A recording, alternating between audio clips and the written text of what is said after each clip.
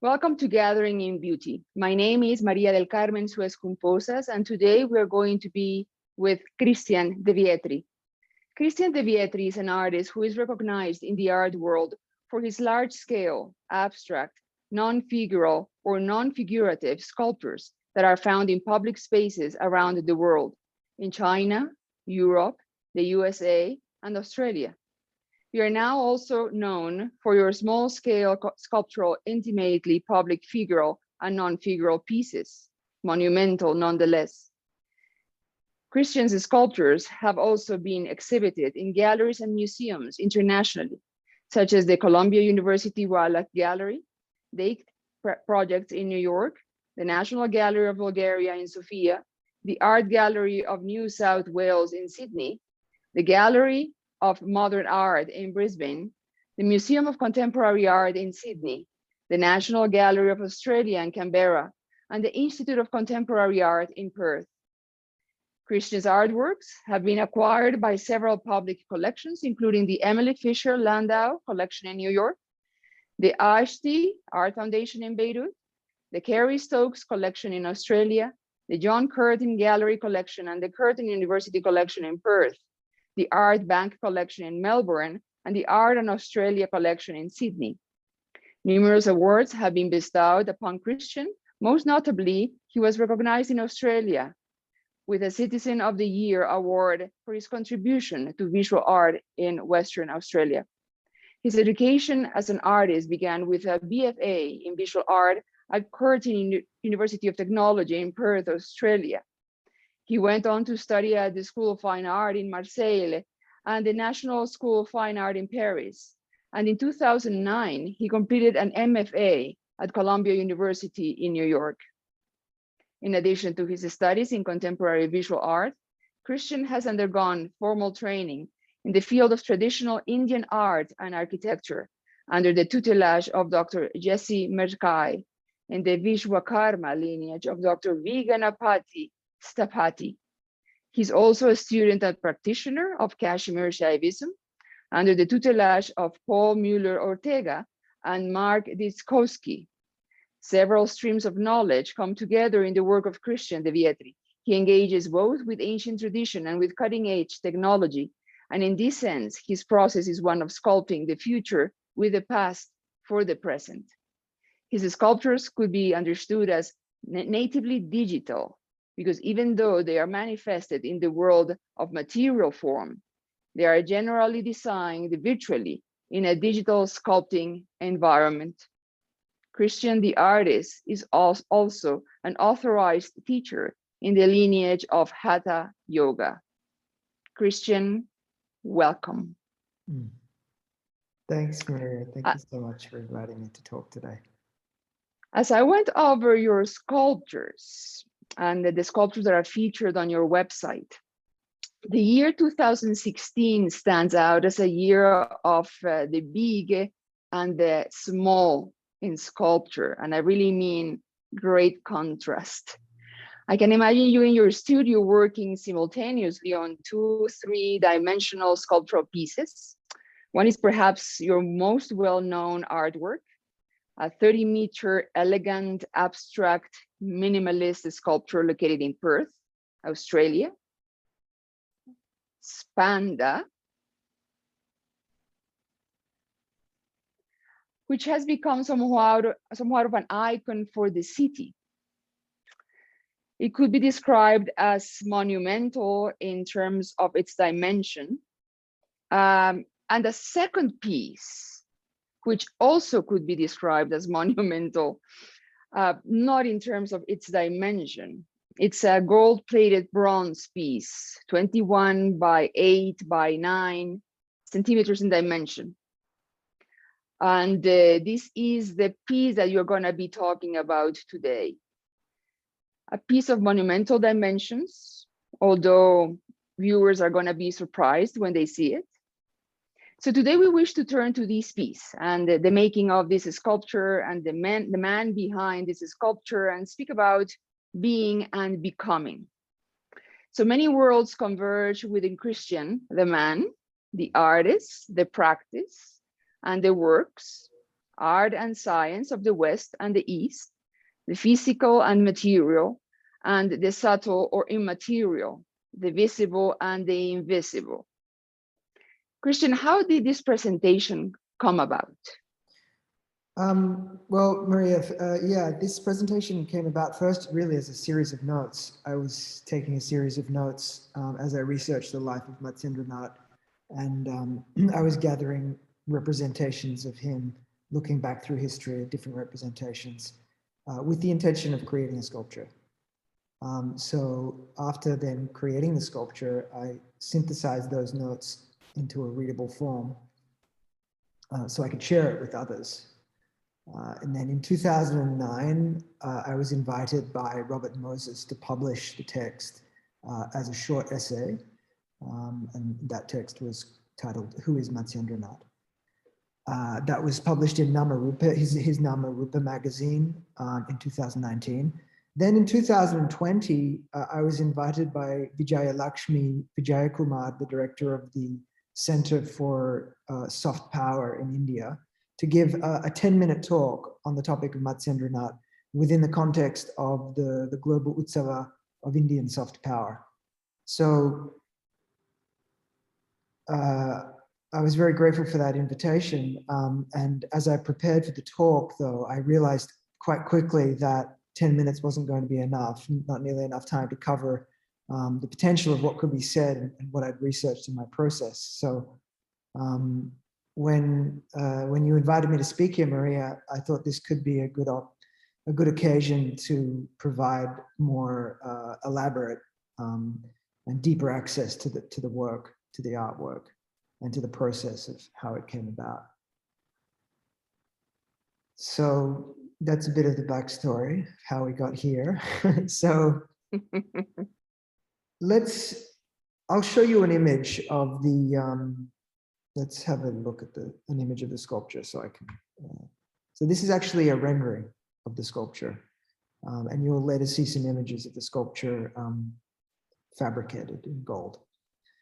So as I began to turn to the life of Matsyendranath, as I began to focus my attention on this figure of Matsyendranath, I started to realize how significant he was in the history of yoga and tantra. At the same time, I realized how little is commonly known about him.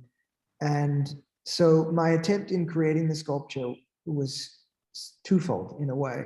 One was to bring his life to light, and the other aspect of the sculpture is to bring his enlightened nature to life. In a way, they're two aspects of the same process.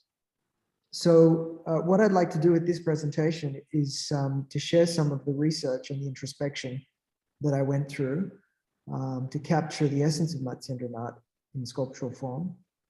And throughout this talk, I'll not only be speaking about Matsyendranath and the tradition that he represents, but I'll also speak about the tradition that I've engaged with in order to represent him. In other words, there are those teachings that are related to the embodied form of Matsyendranath, and there are also those teachings that are related to the process of creating the artwork. Okay, so let me ask you a question. They're two aspects of the same process. I'm sorry? Let me ask you a question. Yes. Before we go into further detail. You talk about, you use two terms that a lot of listeners are going to be familiar with, one perhaps not with the other. So let's begin with the first one. You say that Matsyendranath is significant in the history of yoga, and you work as a sculptor. So what does yoga mean to you as a sculptor? Yeah, it's a good question, Maria. We need to define these terms sort of at the outset, so it's clear what we're actually talking about. So the term yoga, obviously, it varies very widely in its meaning and its application. It's defined differently according to different sources and different traditions, and there are many different kind of nuances in those definitions and those traditions. In fact, none of those definitions of yoga from the textual sources bear much resemblance at all to the commonly held concept of yoga as a form of calisthenics. in a way. So perhaps for the sake of the clarification of what we're talking about, we could turn to a text that's relevant to the tradition of Matsyendranath. So in the yoga, there's a text called the Yoga Bija, which is attributed to Goraknath, who was considered the primary disciple of Matsyendranath.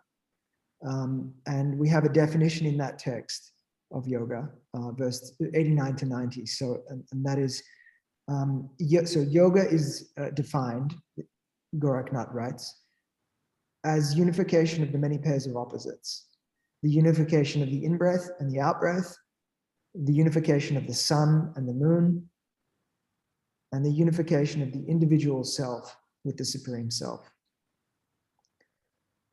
So when we talk about yoga in this context, this is what we're referring to. Okay. The second term, you also mentioned Tantra. And I wonder, listeners might wish to know what Tantra is for you or how you come to Tantra. Yeah, another good question that needs clarification. So the word Tantra is somewhat problematic today because its meaning has become so distorted from its original meaning. It's often associated with sex and black magic. And there are actually complex reasons why that distortion has taken place. And it is a distortion, but I won't go into that right now. Let's look at the word. If we look at the word Tantra, we can see it comes from two different words.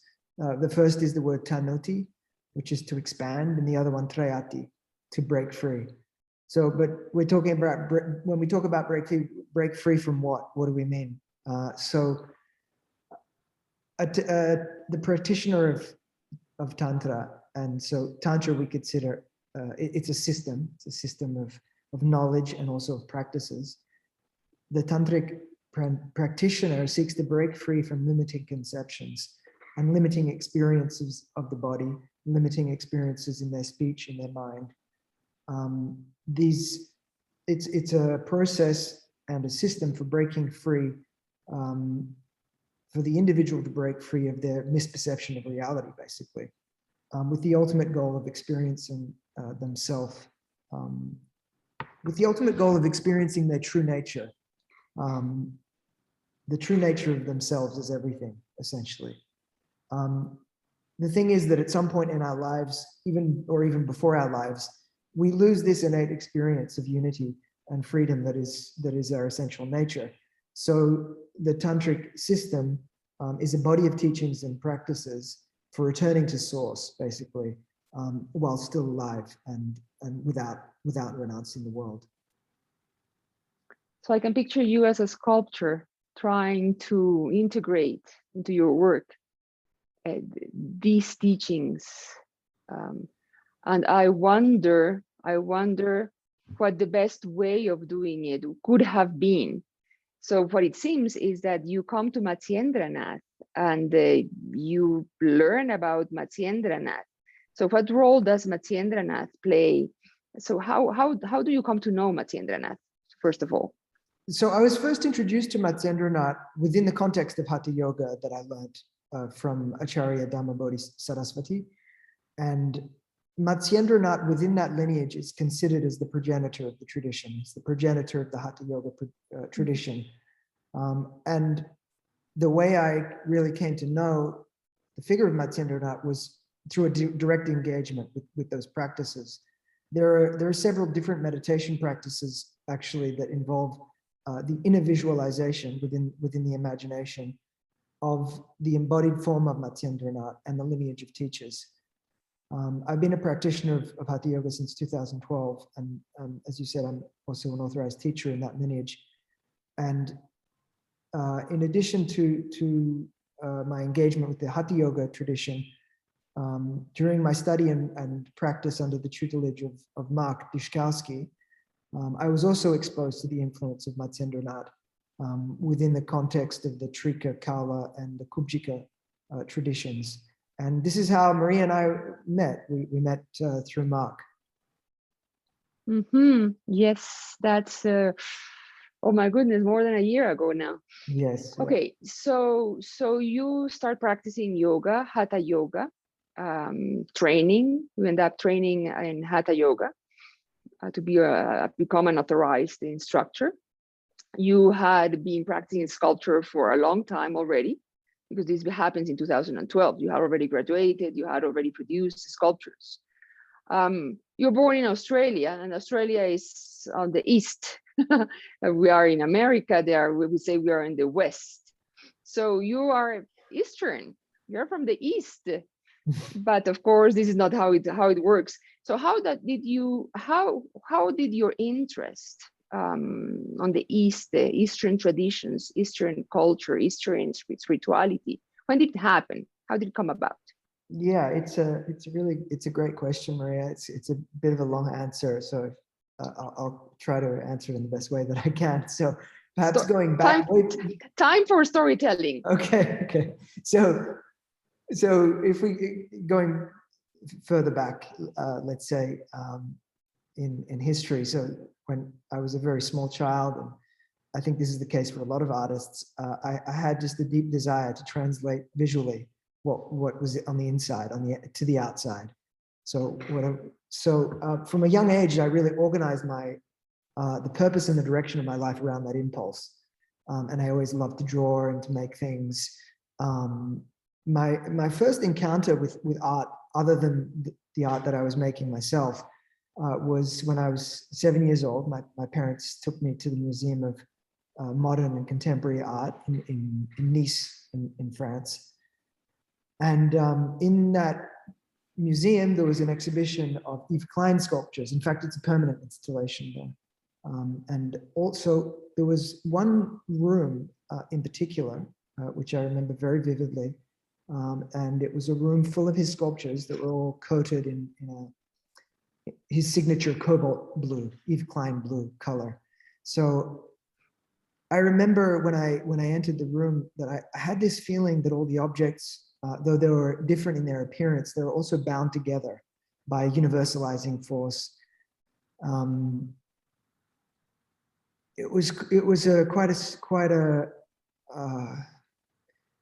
It had a great impact on me, this moment. And I remember my mind becoming completely still. And it was in front of one sculpture in particular, actually, here, his blue Venus sculpture, which is a sculpture of a human body in blue as well.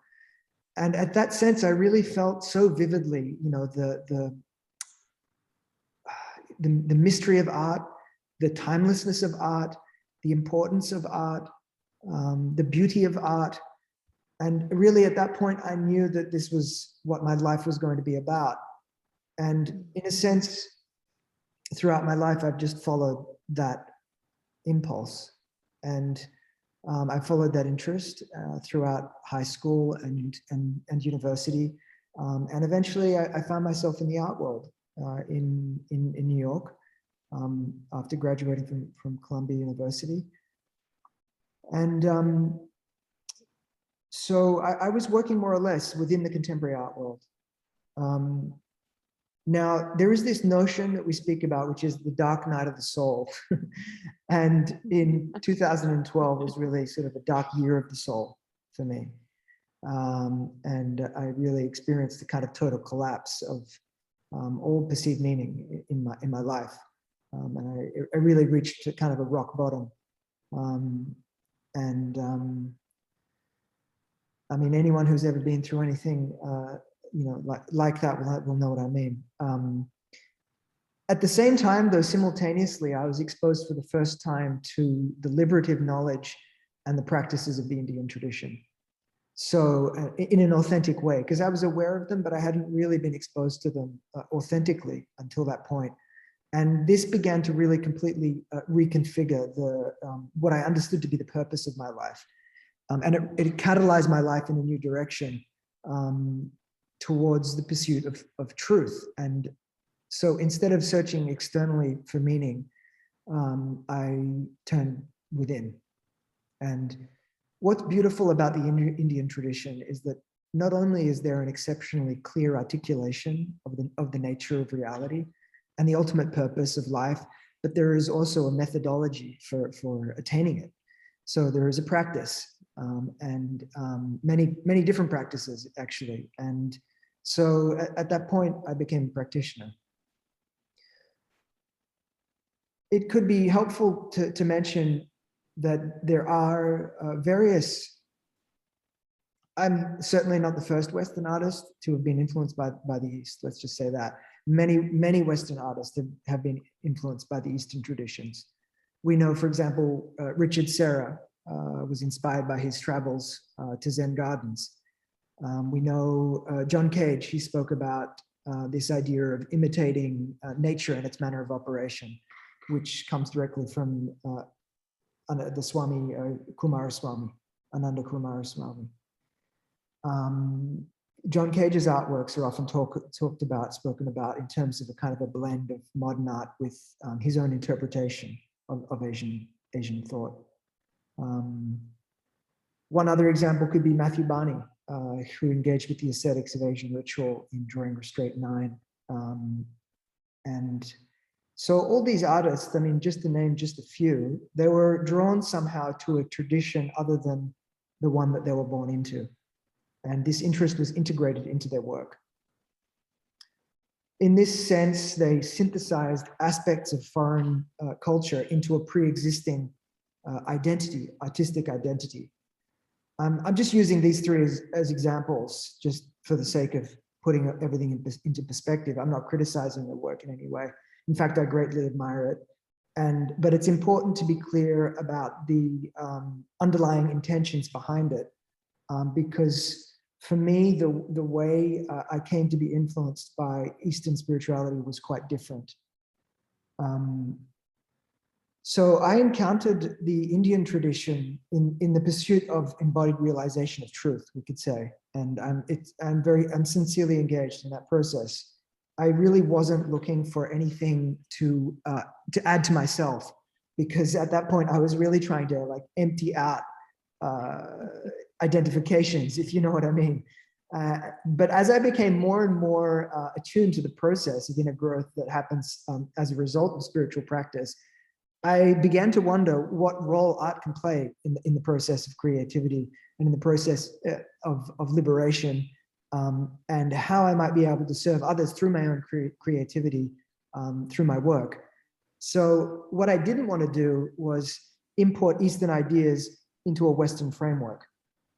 My interest was then, and still is now, in a kind of total reprogramming, because I realized that a lot of the ideas that I was holding on to were paradigms that I was operating within that weren't really working in a way. They were causing suffering for myself, for others, and basically the programs were flawed, we could say that.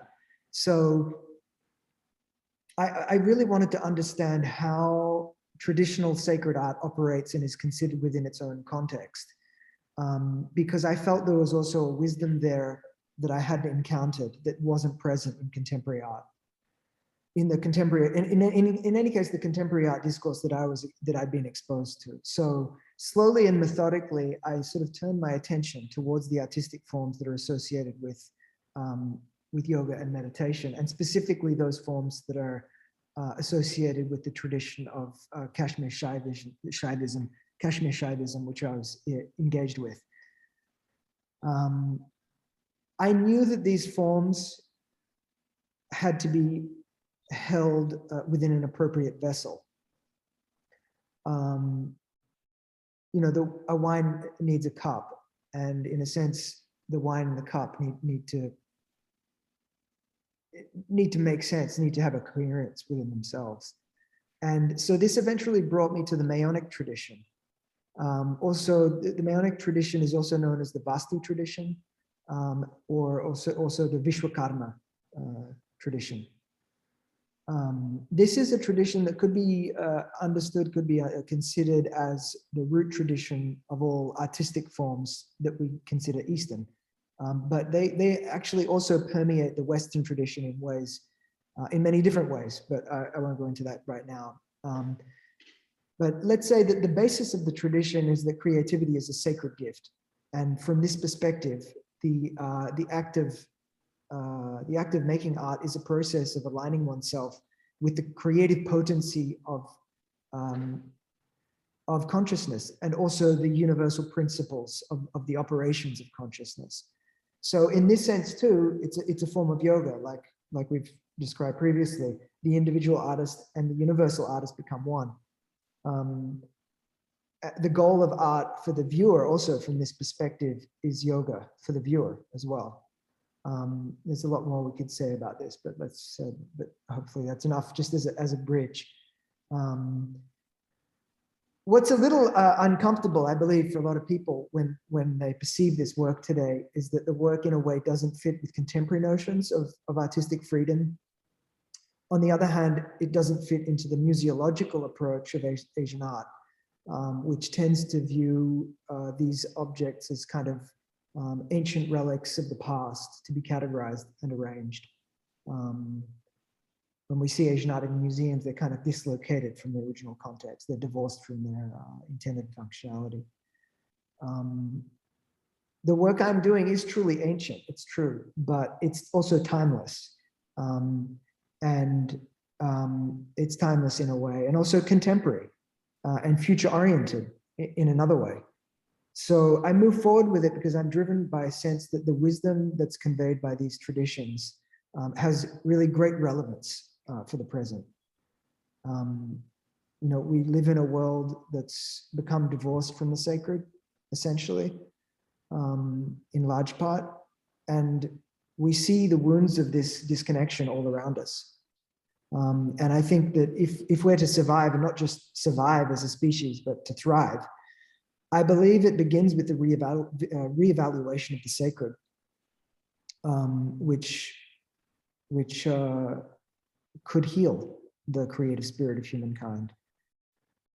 So that's that's a wonderful introduction to a short question, but I hope it provides some context to what we're going to talk about now, which is... It does. You move from yoga to tantra to why Matsyendranath and your personal life story. Thank you very much for sharing that piece, very intimate piece. Okay, so let's move on. Let's move on. Every time I hear you talk, I learn more and more. Okay, great. That's good. That's good. Yeah, it's nice. I learned too in the process of talking. I come up with things that I hadn't thought of before, so it's an interesting process. Okay, so yeah, Matsyendranath. Matsyendranath.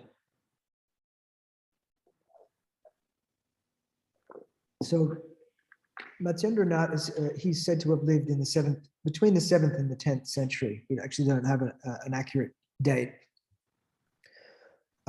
He's known by different names. I have a slide of these names. Let's have a look. Known by different names, many different names according to different texts. So you'll see the names really vary. They look they look very different. These are kind of cultural, national variations on the name. But in fact, they're all the same. They're all the same person. So what's significant about Matsyendranath is that many different things, but I guess the core essence of why he is a significant figure is that he's considered to have received the secrets of yoga directly from Shiva. And therefore he's considered the kind of primordial teacher, we would say the Adi Guru of yoga. He's also considered the founder of the Nath lineage and the Kaula tradition. So yeah, we have this brief introduction stated in a text called the Matsyendra Samhita, which is attributed to Matsyendranath. And there is an introduction, we would assume, by Goraknath, or the person who wrote the text. The person who wrote the text is Matsyendranath, but he introduces himself in a way in the opening verses. I praise the omniscient. Well, I'll show you I think we have a slide here. Yeah, here. I praise the omniscient Matsyendranatha, the best of yogins. who delights in proper sporting in the ocean of the auspicious Shaiva teachings.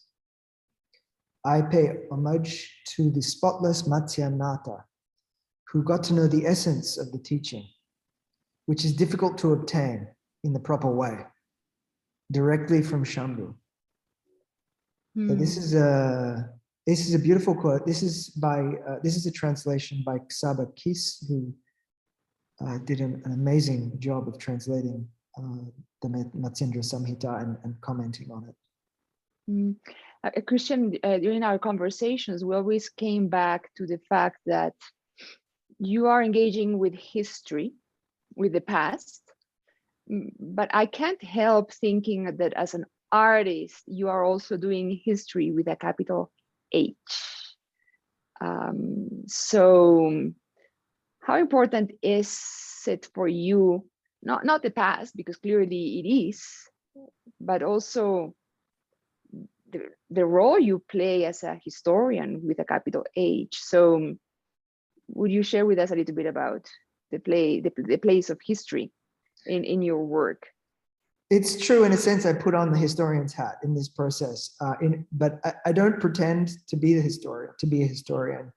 I'm not trained as a historian, but I do look to historical facts, and I have looked in this case quite extensively to historical facts in order to contextualize the figure of Matsyendranath for the present, and to make it in a way comprehensible to the mind. Even though we talk about time, we talk about linear time in this sense, if we actually look to the teachings of Matsyendranath and to the teachings of the entire Siddha tradition, we're inevitably faced with the consideration that these beings are ever present, actually. Even though each of them left their mortal bodies, the point is that they were not identified with that level of their individuality, with their temporal form. They had all realized the truth of eternal being, and in that process they'd become one with it. So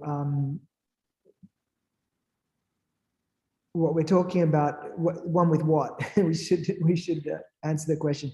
One with that field of unity which is beyond space and time.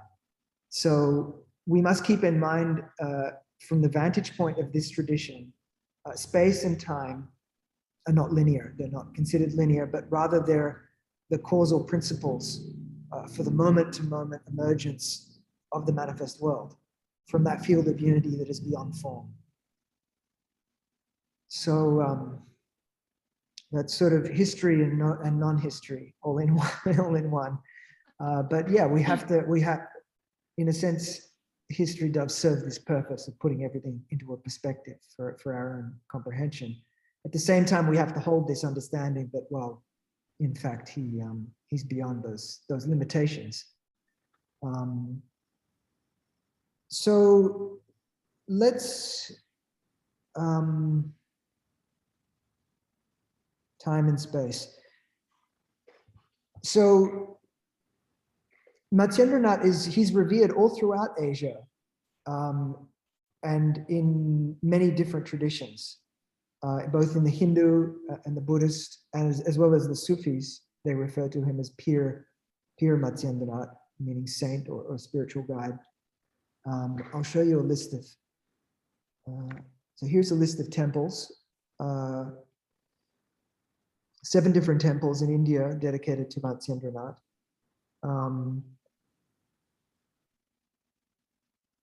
Now, it's believed that Matsyendranath, he left his physical body in Ujjain and in the Indian state of Madhya Pradesh. And there is actually a Samadhi shrine that's been erected there to commemorate him, which is located in a secluded place near the Bhatrihari caves. And so let me show you, this is an image of his Samadhi shrine. So yeah, this is a site which is visited both by Hindus and Muslims. It's perhaps strange to begin this talk with Matsyendranath's death, but throughout the talk we're going to understand, and we're going to discover how how he lives on.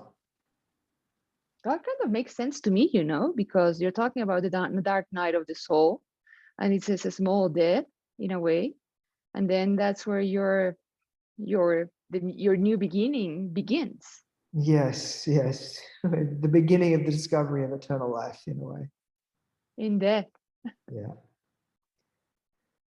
So in Nepal, neighboring India, there is also there is an elaborate festival dedicated to Matsyendranath called the Rato Matsyendranath Jatra. So this festival is a month-long festival. It's important to mention it's a very significant festival to Matsyendranath. That the whole of Nepal basically engages with at the time. And there is a legend behind it that the Nepalese tell, and that is that it's believed that Gorakhnath, who is the disciple of Matsyendranath, who we spoke about before, he visited Patan, and but he wasn't recognized by the locals. And so he then decided to punish the locals by capturing all the rain-showering serpents. And as a result, Patan then faced a long period of drought. Then the king of Patan, the story goes, he was trying to find a way, like how do we get back the rain? So his idea was to call Matsyendranath into the city to come to Patan. So when Gorakhnath, Matsyendranath's disciple, he learned that his guru was in Patan. Gorakhnath then released all the rain-showering serpents and went to see Matsyendranath. So as soon as those rain-showering serpents were set free, Patan then once again had plenty of rain.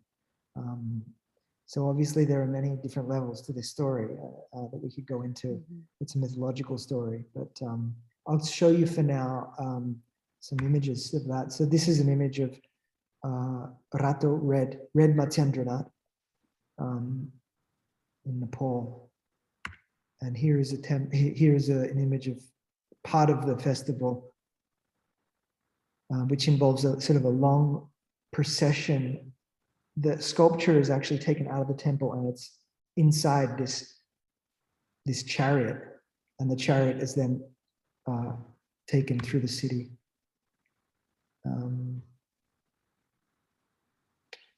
Yeah, so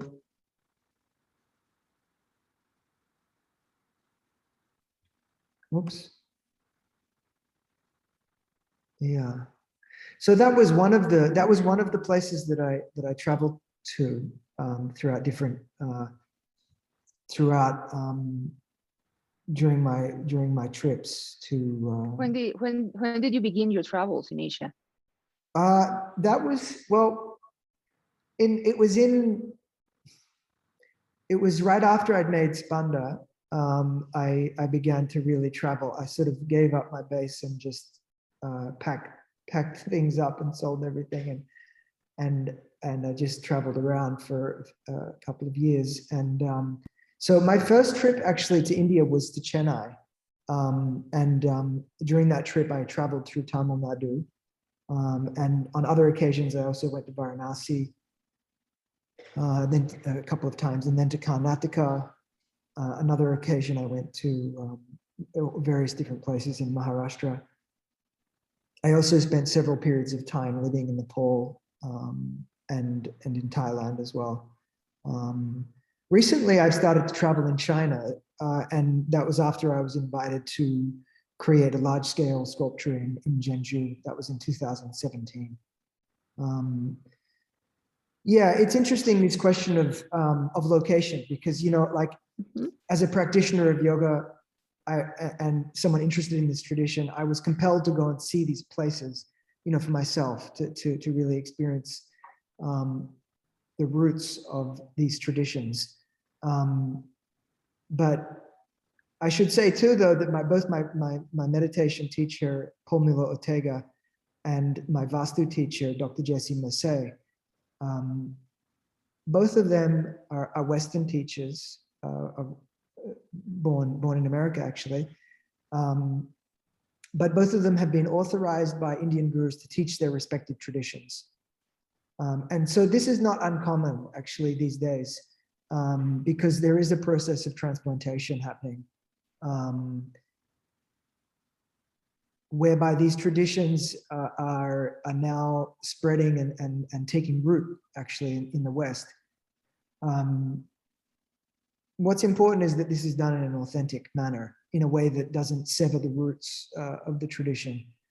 And the origins of these traditions, then most definitely they need to be understood, and they need to be respected and cherished. At the same time, though, like there is a need to acknowledge, I think, the true purpose of the traditions, which is to liberate and uplift the whole of humanity.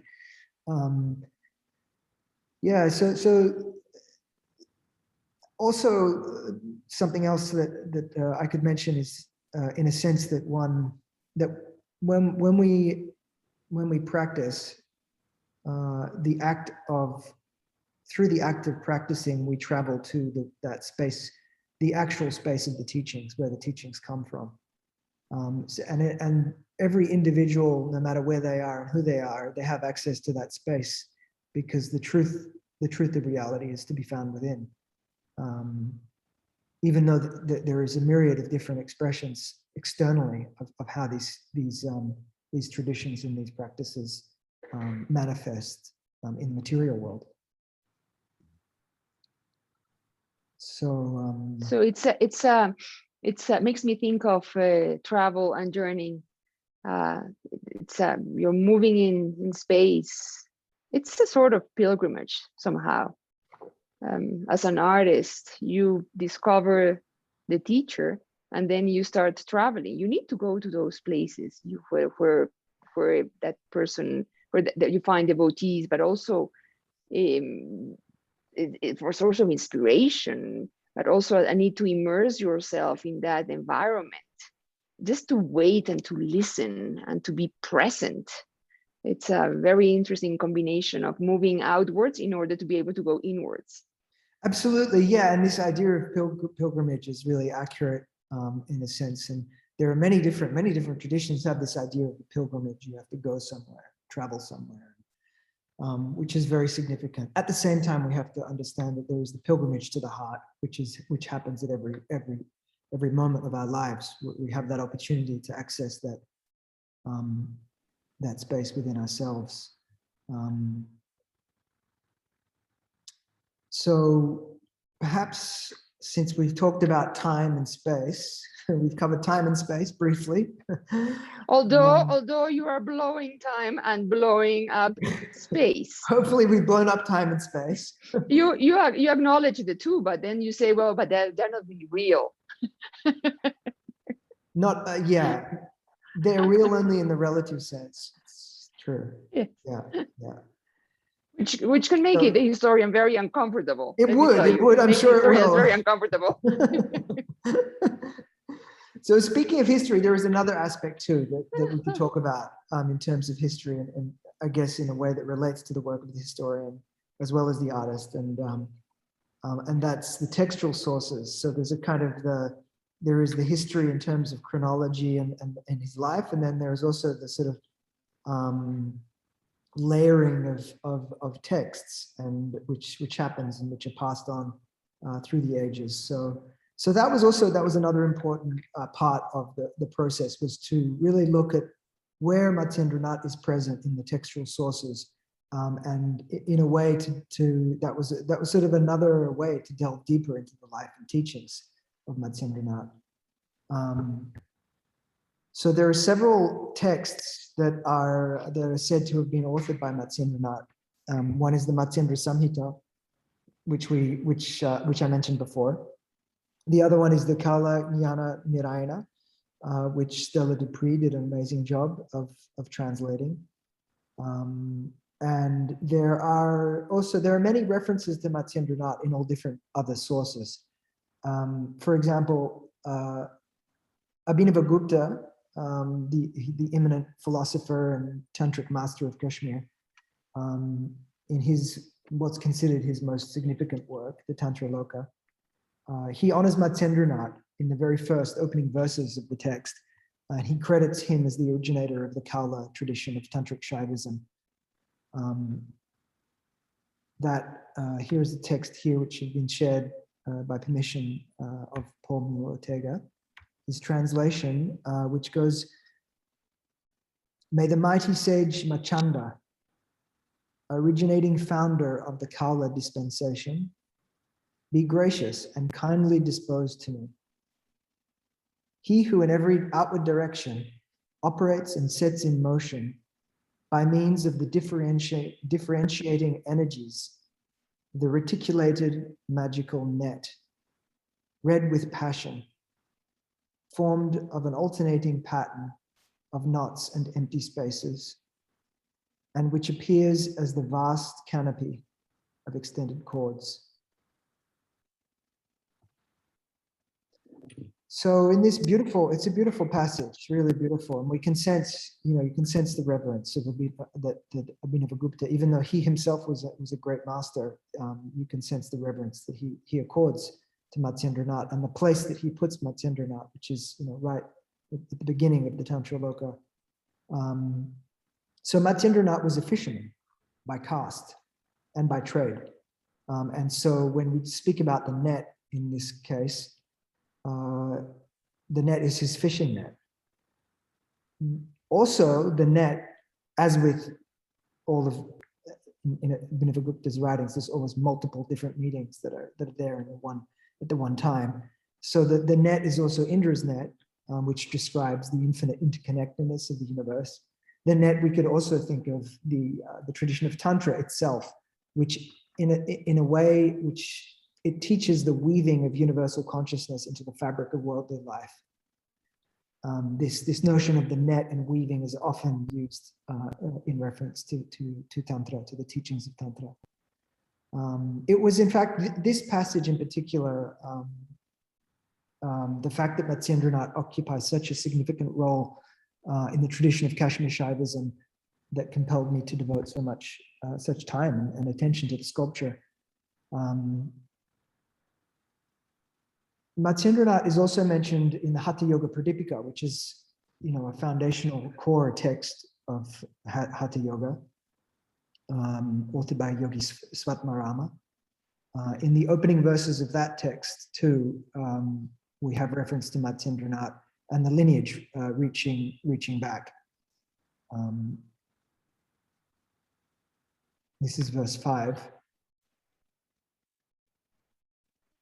Yogi Matsyendranath knew the knowledge of Hatha Yoga. He gave it to Goraknath and others. And by their grace, the author, the person writing the text, Swatmarama, he learned it. So here then we have a long list from Shiva, Sri Adinath, then Matsyendranath, and then we have the long list of the disciples. And then at the end, it says, the Mahasiddhas, the great masters, having conquered death, having conquered time, death, by the practice of Hatha Yoga, they roam about the universe.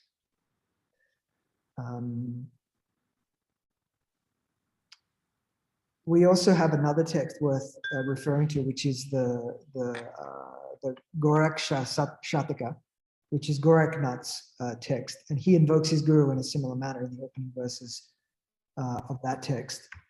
So this is translated by Yoganath of the Nath Sampradaya.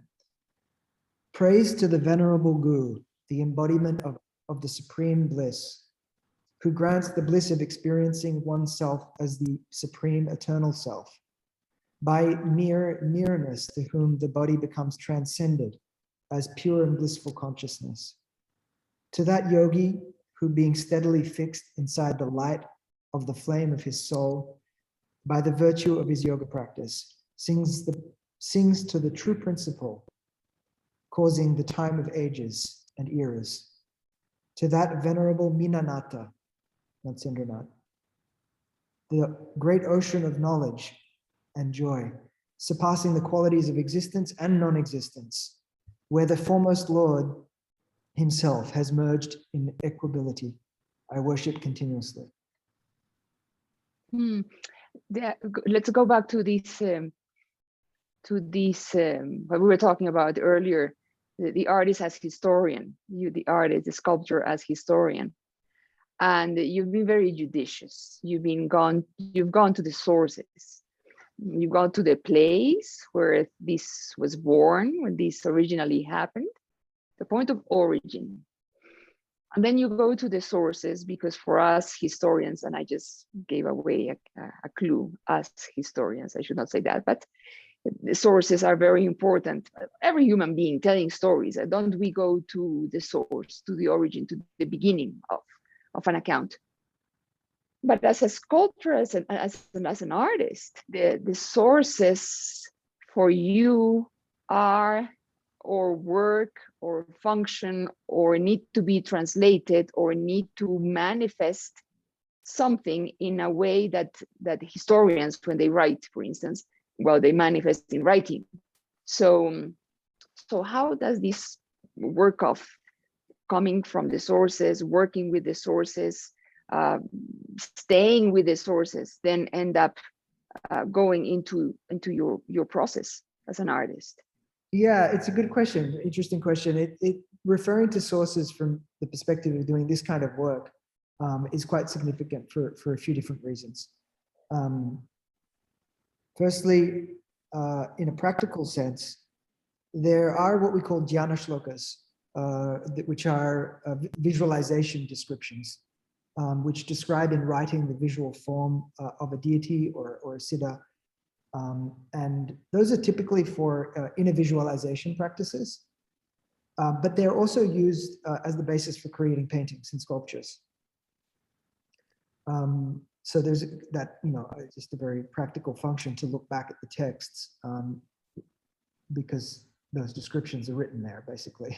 The second important thing, though, for me to explain is that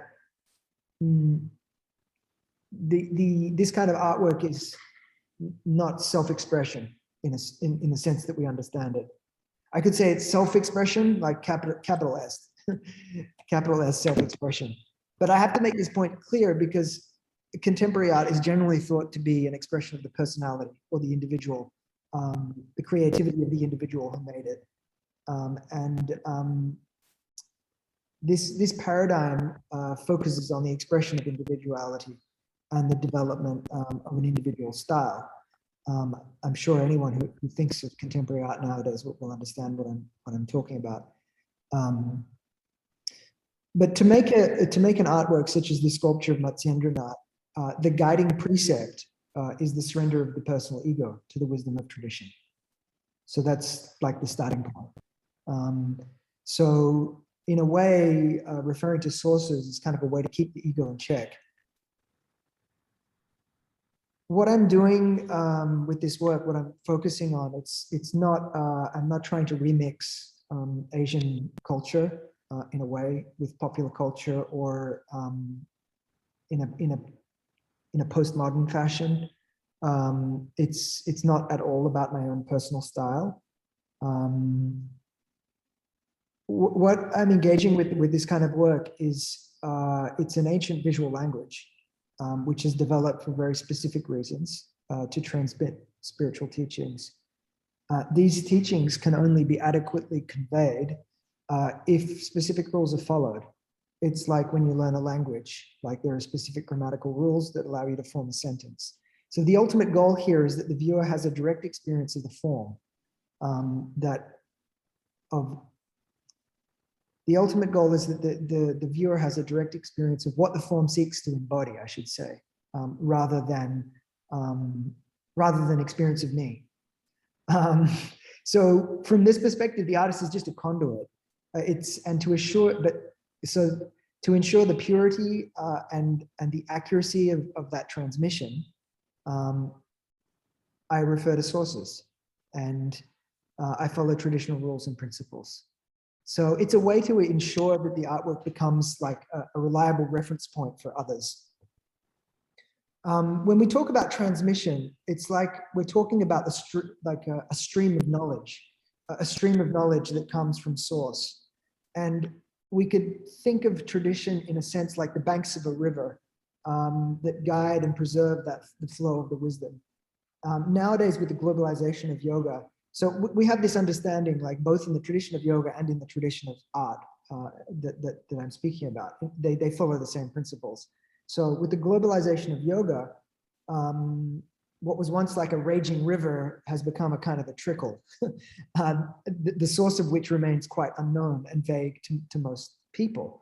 You know, being the curious person that I am, you know, when I started to engage with these practices, I just kind of followed the path back to the source. And so one of my intentions with this sculpture, therefore, is to revitalize yoga's connection to its ancient source. So it comes with great responsibility. I mean, as an artist, artists work responsibly, yes, no doubt. But in this particular case, it comes with an added sense of responsibility, not just towards yourself, but towards others. You're right. It's a question of responsibility. It's a question of acting responsibly and understanding what's appropriate and how to deal with this subject matter and how to deal also. I mean, when you're dealing with connecting someone to the source of existence, you're dealing with someone's soul. So it's a responsibility, you know, and there are certain, there have to be sort of particular precepts in place to ensure that that's done appropriately. So I should say though that, you know, I've mentioned that yoga's kind of fizzled out. In a way it hasn't. It's like, it's just a completely global phenomenon, which is amazing. And there are actually several lineages of yoga that whose integrity has been preserved to this day, I should say. And it's been preserved by following this principle of deliberately maintaining the flow of transmission by following tradition in the traditional way that teachings are passed on from teacher to student. Having mentioned that though, like there are also, you know, there's this, so we've spoken about this idea of maintaining the flow through tradition. There is also examples though of direct and authentic transition, which in a sense occurs beyond our conventional understandings of time and space. We have to be careful speaking about this because we can get the impression that this kind of, this could happen. We have to be careful considering this in a sense that of how to say it. It's like,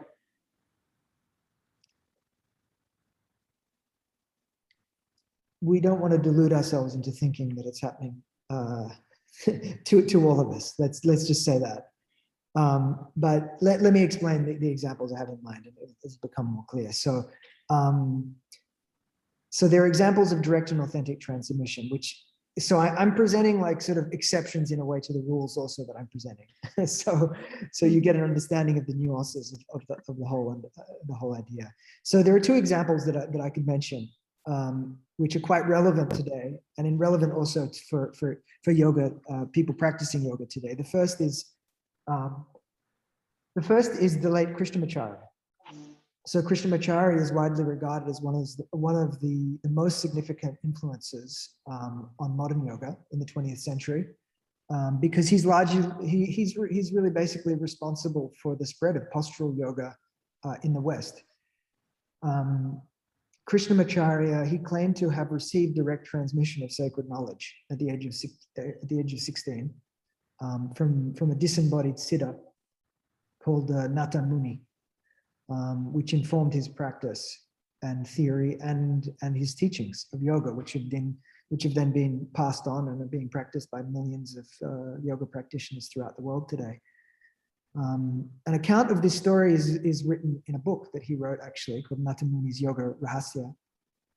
So the significance of that story is that if Krishnamacharya's teachings originate in the Nat lineage, then most of postural yoga being practiced all over the world today can be traced back to Goraknath actually, and to his teacher Matsyendranath as the ultimate source. In a similar vein, we have Bhagavan Nityananda, an Indian saint who left his body in 1960 or 61. In Ganeshpuri in India, where he taught, the locals claim that Matsyendranath took bodily form in visions to the young Nityananda and transmitted to him the teachings of Kriya Yoga. There's a small temple on the outskirts of Ganesh Puri where it is said, and this has been verified. I went there and talked to many different people, different locals. They say that this is where Nityananda received these transmissions from Matsyendranath. So here is an image that I took inside the temple when I went there to visit, and you can see this is like kind of a widescreen view, but you can see to the left there is a small shrine. It's quite small. It's in a very remote location too, in the outskirts of the city. And you can see on the left there's one shrine there on the left and another shrine on the right. One is Matsyendranath shrine, and the other one is Goraknath. So the implications of this are actually quite profound, because it means that many of the disciples of Bhagavan Nityananda, who are spread really far and wide today, they would trace their lineage back to Matsyendranath as well as their Adiguru, their primordial teacher. There's actually a website that's nityanandatradition.org. I think it's maintained by Swami Shankarananda, and he's cataloged all the life and the teachings of Bhagavan Nityananda, and the various disciples and communities all around the world that come from Nityananda. They're listed there.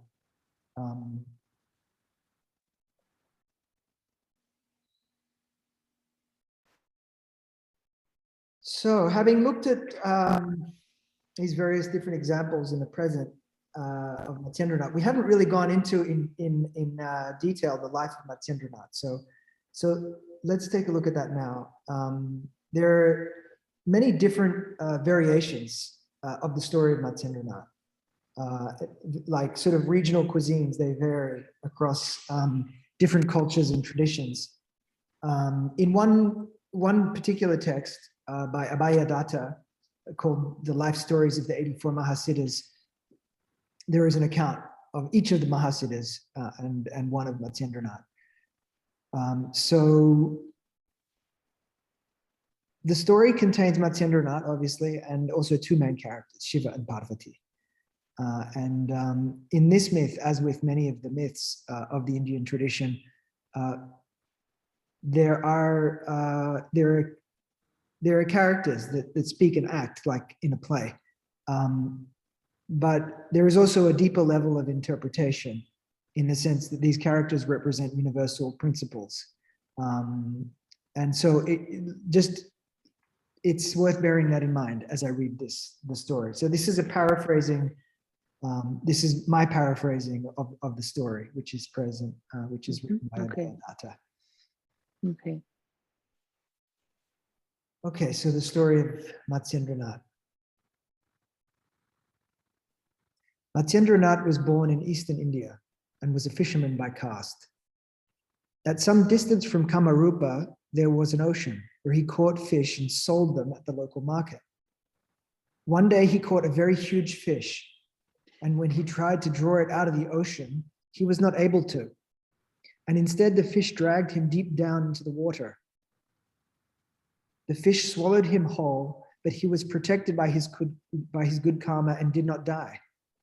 At the very same time, the goddess Parvati was asking Shiva to narrate her lessons of Dharma, to which he answered that his teachings were very secret and not just for anybody. He said, "Make a house deep in the ocean where nobody will listen to us, and I will initiate you there." Parvati did this, and after they had both reached this place at the ocean floor, Shiva started his lesson. While he was speaking, the fish who had swallowed the fisherman swam by and stopped directly beneath the underwater house that Parvati and Shiva were sitting inside. Before Shiva had finished his lesson to the goddess, she became overpowered by sleep. Not noticing, Shiva continued narrating. And when he asked if the teachings were being followed, it was actually the fisherman who replied from inside the stomach of the fish, "Yes." When Shiva completed his teaching, the goddess awakened and confessed, "I was listening until some point, but then I fell asleep." Puzzled, Shiva asked, "Okay, so then who was it that said, 'Yes, I understood'?" Shiva then saw the man inside the fish. Since this man had heard the whole teaching, Shiva initiated him directly and commanded him to then continue his practice inside the fish for 12 years. One day, some fishermen caught this big fish and dragged it out of the water. Seeing its unusual heaviness, they thought there might have been some kind of gold or silver inside the fish. They took it out of the water, cut open its belly, and saw a man sitting there inside. Shocked, the fisherman asked the man who he was, to which he answered, "I was a fisherman like you. This fish dragged me into the ocean and swallowed me whole for 12 years. Everyone was greatly astonished to see this event, and from that moment he became famous and known as Matsyendranath, Lord of the Fishes. The people praised him, and immediately he started dancing. As he danced, his feet entered deep into the earth as if it was wet. And he sang, "Because of previously accumulated good karma and the power of chanting the secret mantra, I have attained realization." He then spent 500 years performing various good deeds to uplift humanity. Wow. So that's the story of Matsyendranath, one of the variations of the story. And actually, there is a sculpted narrative of this story. I have some slides here to show. On the outer walls of Mallikarjuna temple in Srishailam in Andhra Pradesh, and Shiva in these portrayals, I'll show you here, okay. So this is actually we have this, I didn't show that, and this. Oh, no. Mm-hmm. Yeah, so this is the Prakara wall, the outside wall of the temple. And you can see here, this is a photo by Rob Linroth, who's given me permission to share it, who wrote an incredible book, many incredible books, one called Holy Madness, which is amazing, about the Mahasiddha tradition. And in that book, he has these images that he took from outside the temple. So here you can see a whole line of siddhas, and all different narratives, actually. And siddhas are gifts. Siddhas, we could say, a siddhi could be a power. A siddha is someone power who has gained accomplishment, basically. Yeah. So a siddha, when we say siddha, it's like we're referring to a person, but a particular characteristic of that person in terms of their liberation. So we have the Mahasiddha, great siddha, great accomplished one, and siddha, accomplished one. They're, in a sense that the terms are interchangeable. So here we have all the siddhas portrayed on the wall, and you have also on one of the first images, we have, this is the first panel portraying the Nat lineage. We have this curious first image where we see Shiva, I would say, in the center, and we have Matsyendranath to the left on the fish, you can see. He's also in Matsyendrasana, that specific yoga pose with the twisted trunk. And he holds the nectar pot. So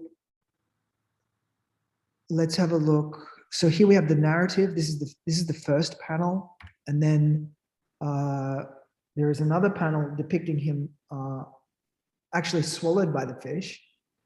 So we can see the fish there to the right, and Shiva and Parvati in the center. And then we see Matsyendranath emerging out of the fish there. So this is the moment where, Shiva has recognized that he's there listening inside the fish. And so we have this, we have the essence of these, of this story carved on this temple here. And we'll look at other representations as well.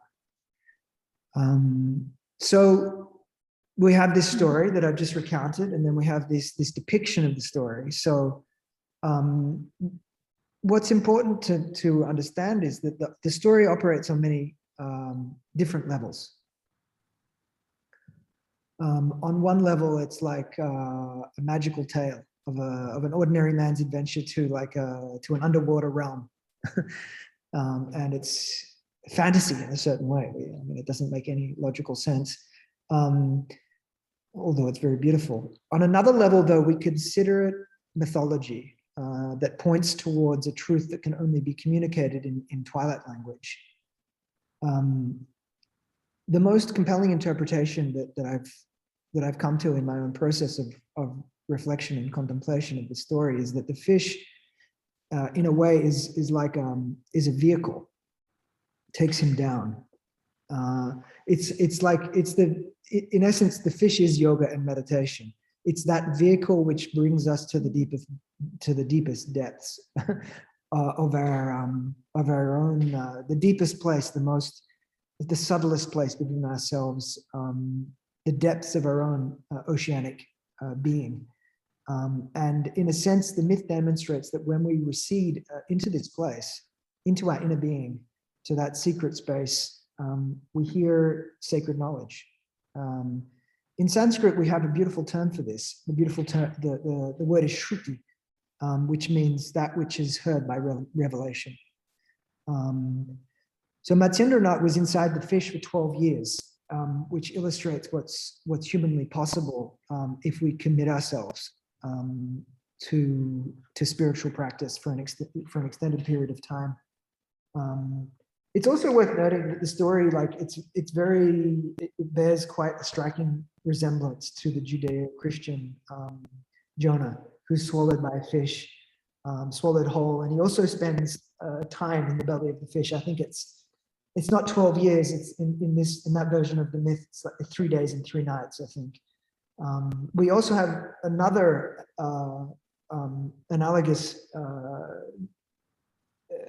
mythology in the Greek tradition with the story of Jason. So it's it sort of has the myth also has a universal aspect to it as well. Yeah, it's beautiful because in your account, the past and as factual, and the past as dubiously factual, some would say, intertwined or interlaced. I wouldn't say interdependent, interlaced. Like, it would seem that it is impossible to understand the factual past without also comprehending the non-factual, or the world of myth. I mean, that's the big distinction we make nowadays. We still make between history and what does not belong in history, which is myth.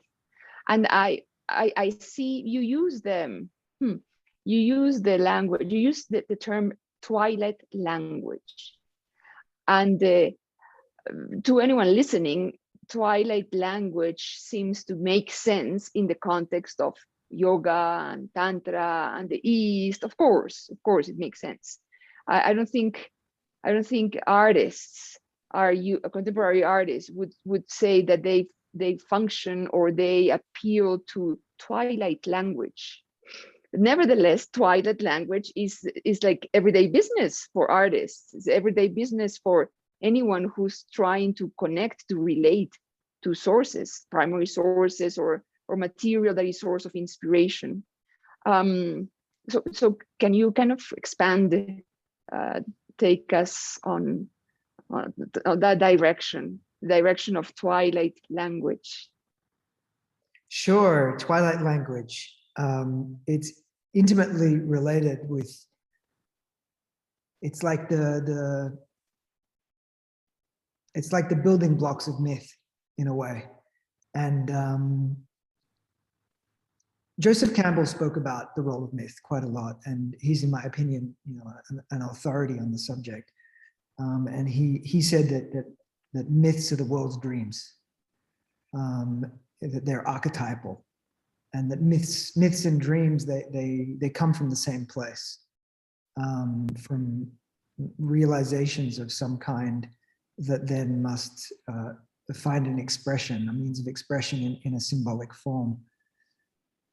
And that symbolic form then is what we would call twilight language in a sense.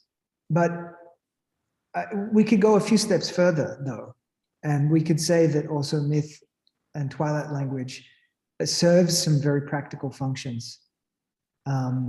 Myth in its poetic form, twilight language it's in a way, it's also a very practical way to encode secret teachings. So this means that hidden meanings can be like out there in the public and exposed, but not necessarily like comprehensible to the uninitiated. So why conceal meaning? That's the question. Why would we have to conceal meaning? So the need for protection comes from the fact that much esoteric knowledge, if it's not delivered in the right way at the right time by the right person, can be very easily misunderstood or misconstrued or even misused. So the myth, this way of composing language and concealing a hidden meaning is also, the myth also serves a way, it's like a carrier medium. Like when we have like, I don't know, I've been using essential oils lately. When you use essential oils, you have like the oil and then you have the carrier oil inside it, which allows the oil to spread to wherever it's needed on the body. So the myth kind of serves like this carrier medium. It allows the message to spread far and wide, and it allows it to sort of reach anyone, anywhere, from generation to generation, because it speaks in this kind of in the universal language of, in terms of, it's like visual. It's a universal visual language, which can be translated to different languages. So the other thing is that myth is like it's a mnemonic device, where it allows us to retain and remember the truth by packaging it in something. The other thing is that at a certain point, when we're trying to articulate spiritual teachings, language just simply it evades us. We can only approximate in words that which is beyond the mind. So the myth allows for the expression of very subtle spiritual states through the use of metaphor, articulated in common language, basically. So yeah, those are some of the really sort of different facets of why myth is used and how we can perceive the different layers of this particular mythology. I'd like to also go into another interpretation of the story of Matsyendranath too, just to give you another sense of what's sort of embedded within this very simple story. So another interpretation is that the swallowing into the belly of the fish is a macrocosmic map, in a way, of the subtle body. Also can be considered an explanation of very specific yoga practice. So this theory is put forward by David Gordon White in his book, The Alchemical Body. So, and here you've spoken about the physical realm, and you also talk about the subtle dimension, which to some might not be familiar with these. Nevertheless, it is central to the work that you're doing. It is central. It's very important. Yeah. So we have this. I spoke about subtle body. So subtle body, gross body. We could say, like, when we're talking about the subtle body in this case, it's like, okay, we have on the gross level of our body, we have blood, veins. On the subtle level of our body, we also have channels, but these channels are not necessarily, they're not visible in a way to the naked eye. But nevertheless, they're operative in the way it constitutes our body and the functionality of our subtle system.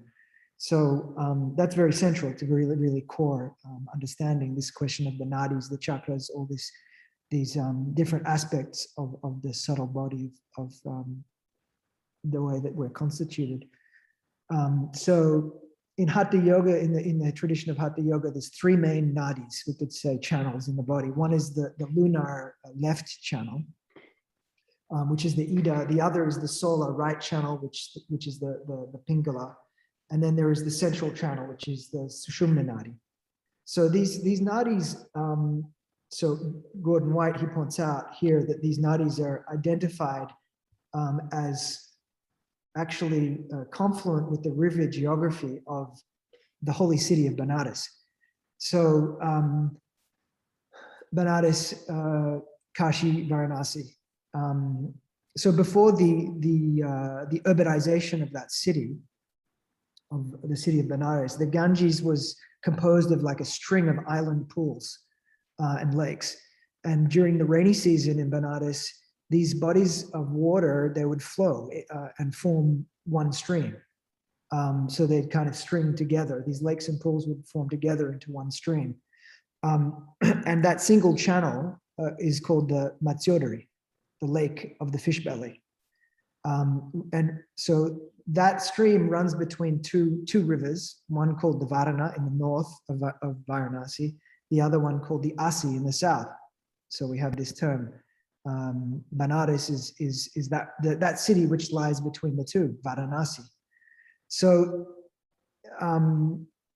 what's significant is that during this time in the rainy season, the normal direction of the flow of the river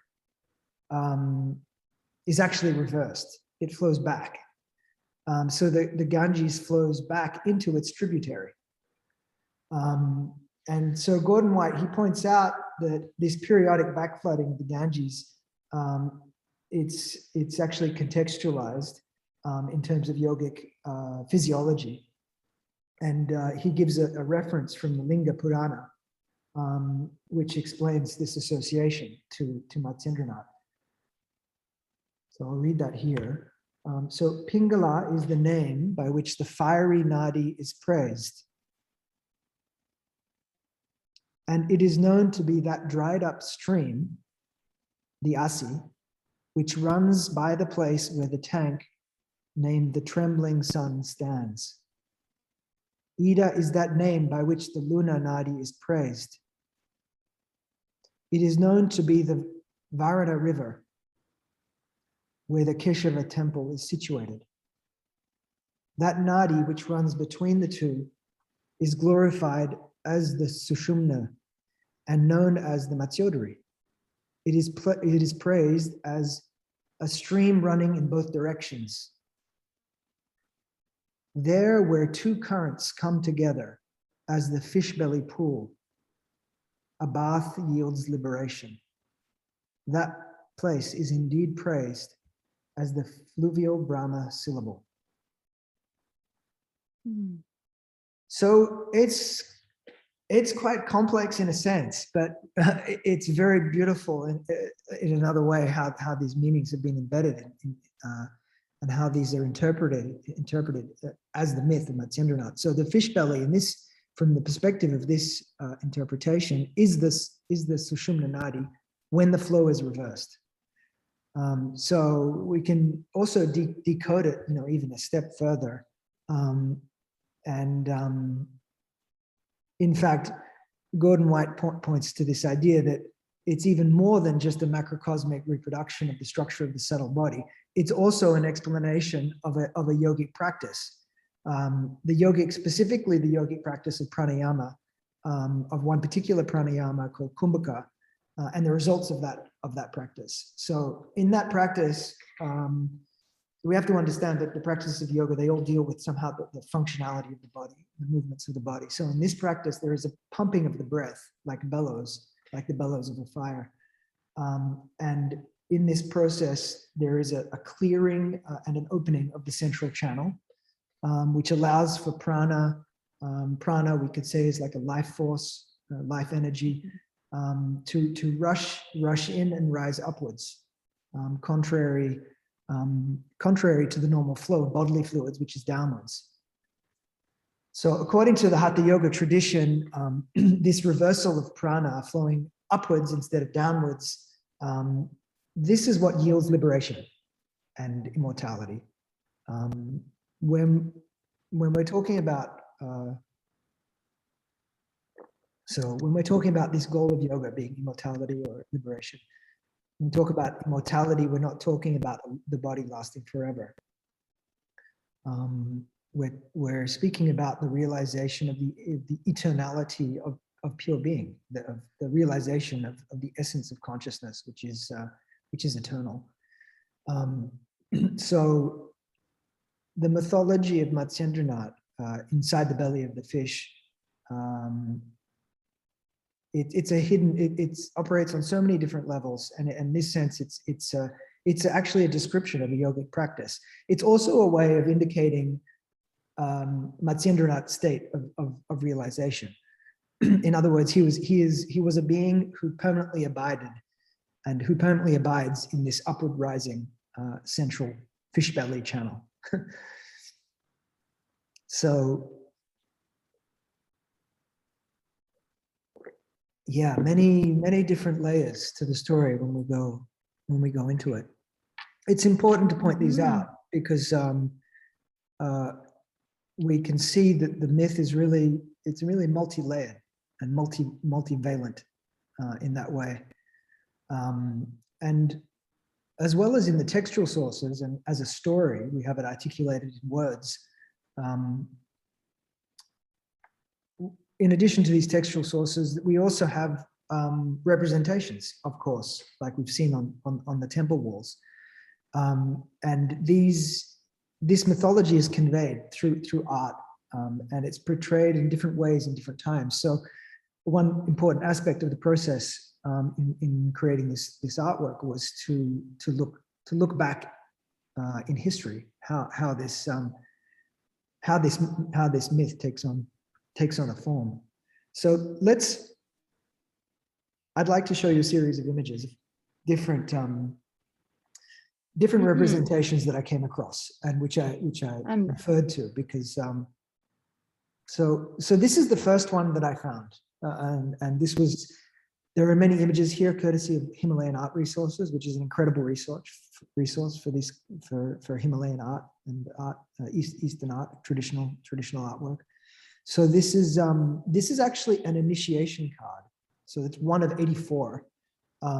It's a card, a small card that would have been given ritually by the teacher to the disciple at the time of initiation into the practice.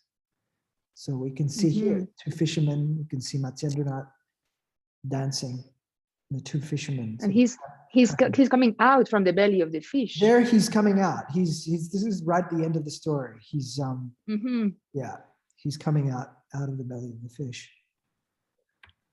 Here's a very different representation. This is in a collection, Kenneth X and Joyce Robbins collection, and it's actually a photo from the book Art, the Yoga of Transformation. So this is Pir Matsyendranath. That's what's written there at the top of the image. It's an image from Karnataka from the 17th century. Here we have, this is taken by my friend Sri Kumar Menon, who gave me this image from his trip to Hampi. It's Hampi is a 14th century temple complex. And you have these quite commonly throughout India. You have Matsyendranath on temples like this, so you can see him there. Another one here, another example of a representation from a temple. This is from Vital Nadkarni, my friend, who took the image at the Sri Vidyashankara shrine in Karnataka. That's a 14th century temple. Here we have an amazing, I love this representation because it's sort of unlike any of the others. This is from Alchi Shangrong mural. This is again a photo by Rob Linroth. And it's interesting here the way that He's portrayed as encircled within a kind of a string of fish. So yeah, you can see here just another way that the mythology is portrayed. He's not like literally consumed inside it, but he's within the realm, within that realm of practice, which the fish symbolizes. This is a mural, 19th century mural from that's in the American History of Natural History, American Museum of Natural History. You can see there he's on the fish and he has, I would assume that's Gorakhnath next to him. Mm-hmm. You can see he's emerging out of His it. disciple. So the belly is kind of cut open. And I remember reference to gold from our earlier passage that you read is more visible in the previous one. Yes. Mm-hmm. Here we have, this is by Stella Dupuy. This is an image by Stella Dupuy who gave me this from her travel. I think it was from Bhutan. You have this amazing dynamic form of very forceful, energetic, moving, a lot of movement in this one. Yeah.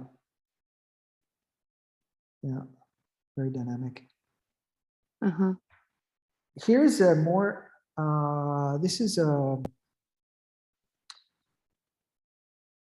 so this is also from the Himalayan art resources. I can't remember when this was. I think it's like 17th century, 18th century maybe.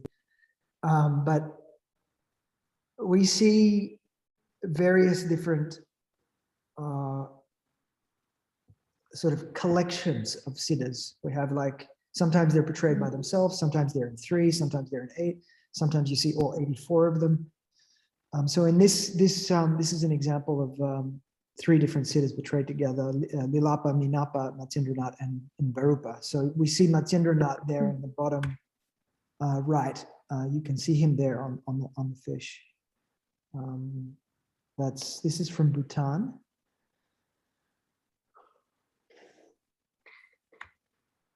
Here we have,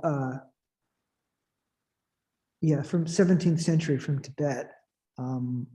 This is 11 siddhas in one. So we could think this is probably from a set of probably 11, I think 11 different paintings it was together. So here we have a set.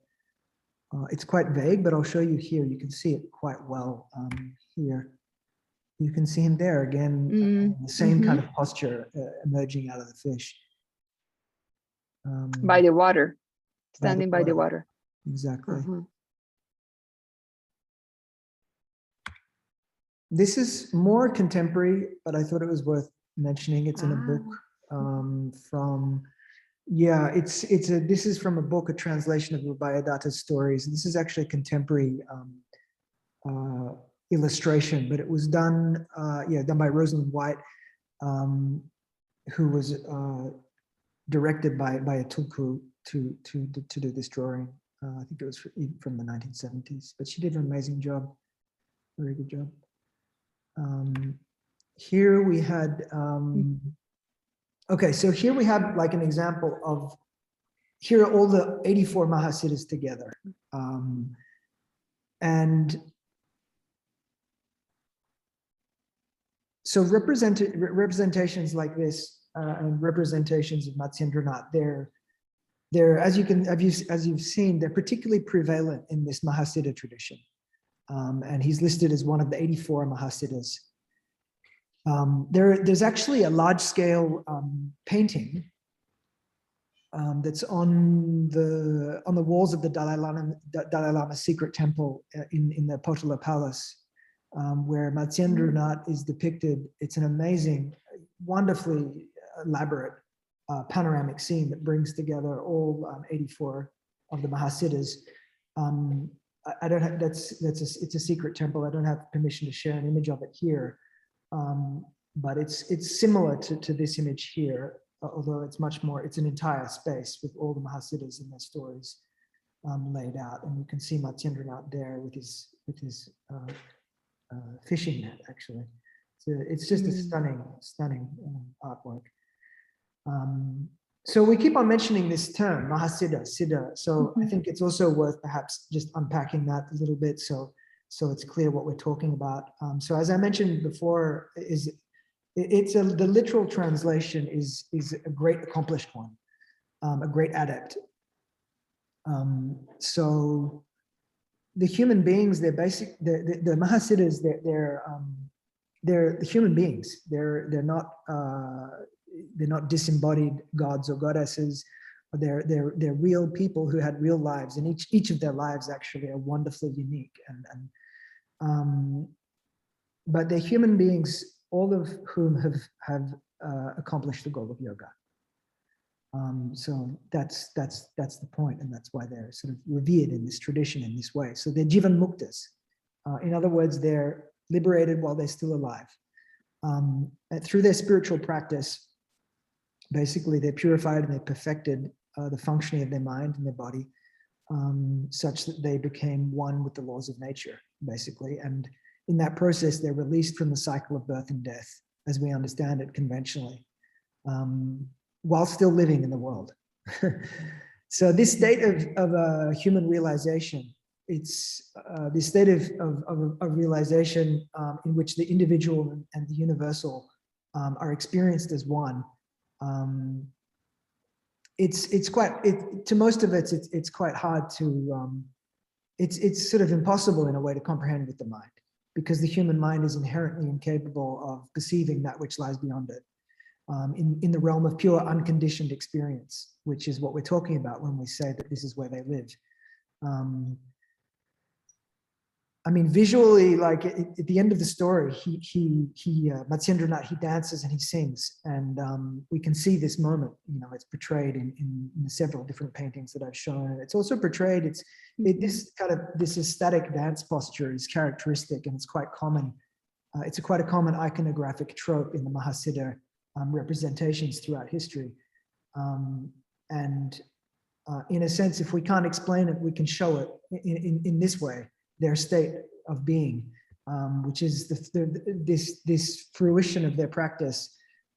This ecstatic dance is like their union with the dynamism of life, basically, and it's like it shows their state of absolute freedom. It's a state of freedom which is beyond the limitations of any kind of religion, or beyond the limitations of gender, of caste, and also of any kind of social codes as well. So it's very wild. In the sense, what we're talking about is it's wild. But it's also very, in a sense, it's also something we talk about is very ordinary. It's not like, it's something that everyone has the capacity to attain. It's not outside it's not the unique purview of any kind of particular person born into any kind of particular family. It's in a way, it's our essential nature. So it's accessible to absolutely everyone. So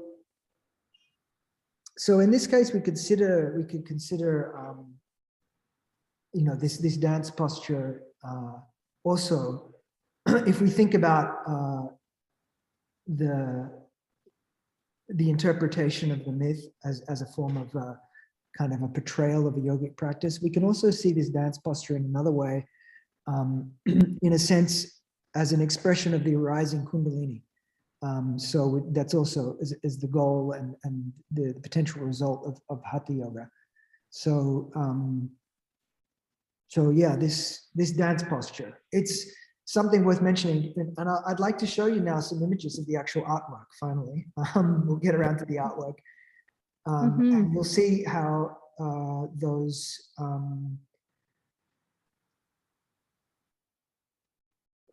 I hope when I hope that you'll see how the sort of the essence and the flow of these traditional depictions of Matsyendranath in a way has been maintained and passed on.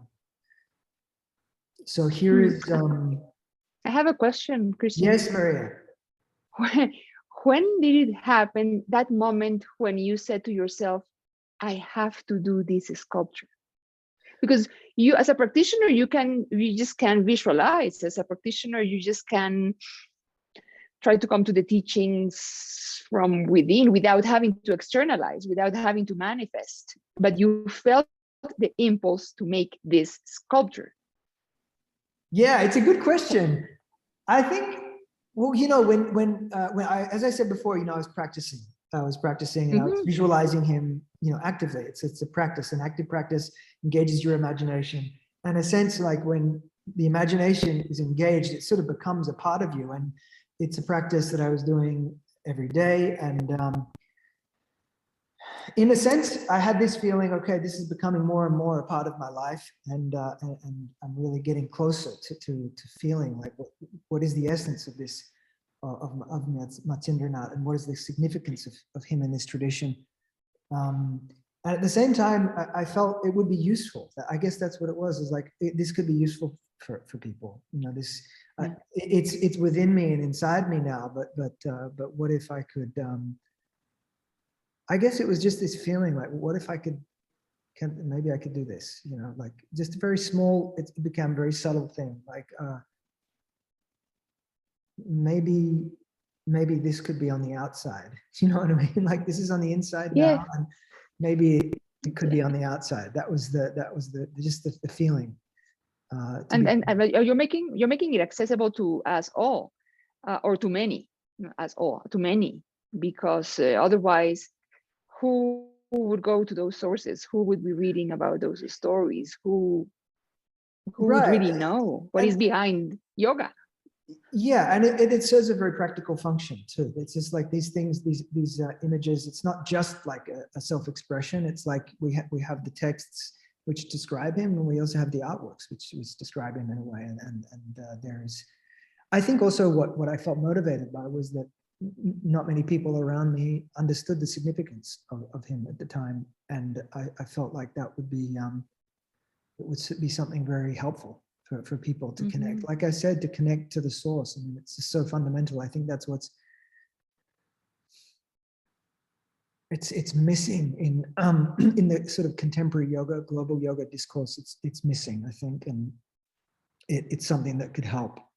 So I think that's what, a number of different things. It's like, in a sense, it's like it's not even a justification in the mind. I can't really think exactly how it came. It was just like, okay, yes. And then just go, you know. So here is the sculpture. First image. It is small. It's 21 centimeters high. Yeah, 21 centimeters high. And it's gold plated bronze. And you can see,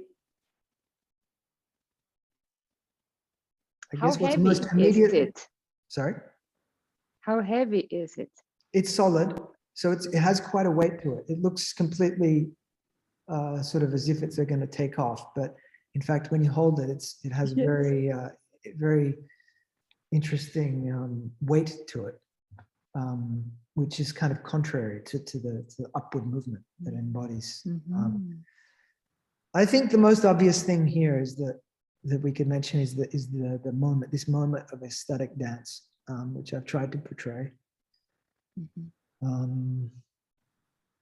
So there is both an upward movement and also a turning movement.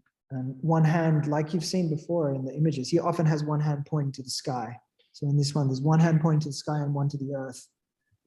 The other thing to mention also is that the pose is reminiscent of the Shiva Nataraja, which is relevant because of the way in which the teachings have come about and come through him. His upward turned foot is in Bhujanga Trashista, which is a karana. Karana is, there are 108 karanas. These are minor dance, like sort of micro movements in dance. Okay. They're mentioned in the Natya Shastra. And so this particular movement is the upturn, the raising and upturned foot, which you can see, which as I said, you also see in the Nataraja posture. And he's on a fish, and the fish is moving. So in this sense, all the layers in this representation that I'm presenting, this all the layers and the levels of the mythology are present simultaneously. in a way, if you know what I mean. He's not emerging out, he's not in, but he's on, and he's within, and sort of moving with.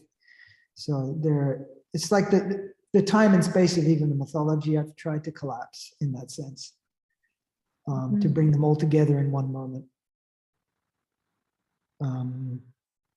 Let's show another side view.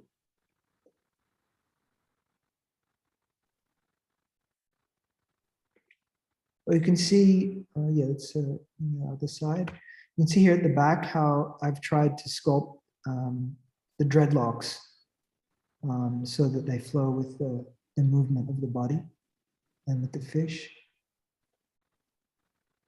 So many different formal things that I could go into, which maybe I won't go into now, but obviously like the main work, I mean, I'm presenting all this research now, but like, I mean, the main work is actually the sculpting work and all the different like tiny little formal decisions that are made, gradually, that accumulate and become the artwork. The artwork is really just an accumulation of thousands of different aesthetic and formal decisions, really. Yeah.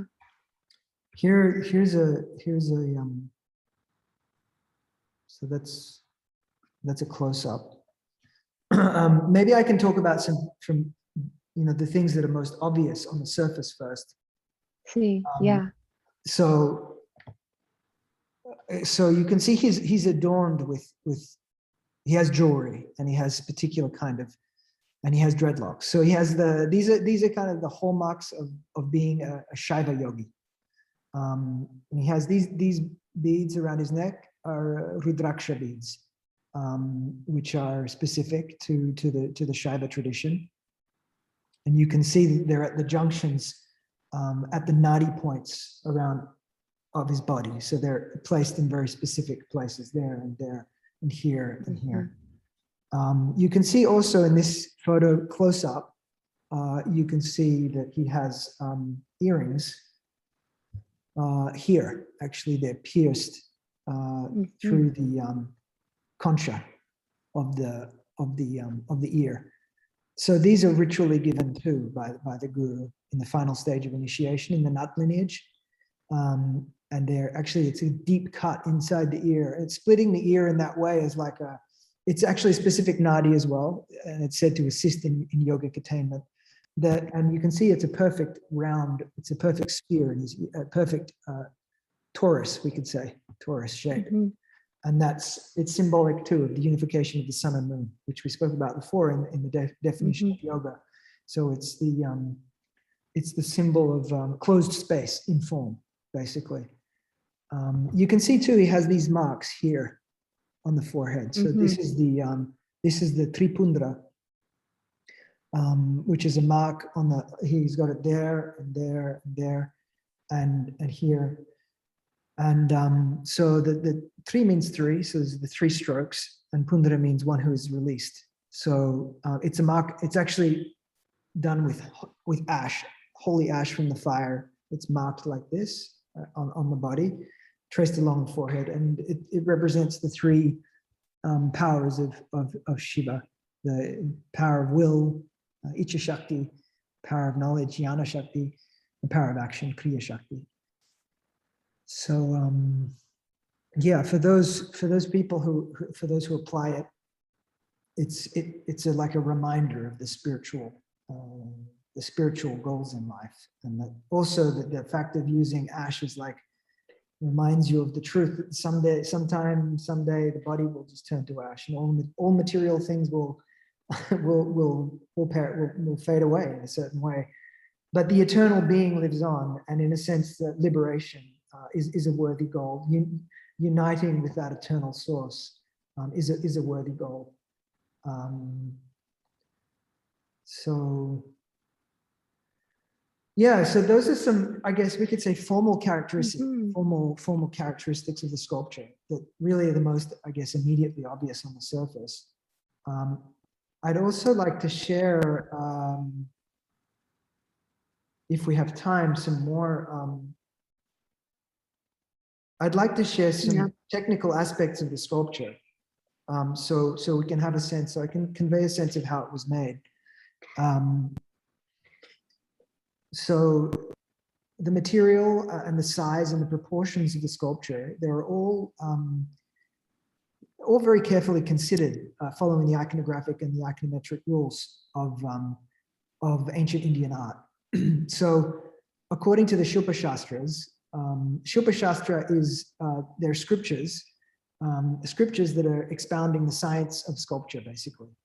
And in those texts, we have 10 kinds of materials that are recommended for iconic forms. And from those 10, gold is considered the most superior. So then there's silver, and then copper, stone, wood, earth. And you know, we know, generally speaking, that the shine of gold, the fact that it's indestructible, malleable, and it's scarce, all those make it an ideal material to embody divine forms. And it's present, you know, all throughout different religions and spiritual traditions. The veneration of saints and deities, they're all represented. You know, gold is a really important material for representations of divine forms. In the Indian tradition, though, specifically, there is like a relative grading, like I said before, a relative grading of materials, which is based on the divine power of substances. So this like divine power that we're talking about, it's laid out in texts, and those texts explain, in a sense, that substances, material forms, although they come from the same source, they differ in terms of their degree of divinity, their sort of accessibility, the degree to which they maintain the aliveness of that source. Just like the harvest from a tree depends on the soil which it's planted in. So these texts, they explain also the benefits that are derived from the worship of these kind of sculptures made in these specific kinds of materials. So various different benefits are described, like bearing offspring, for example, achieving contentment in life, and liberation. So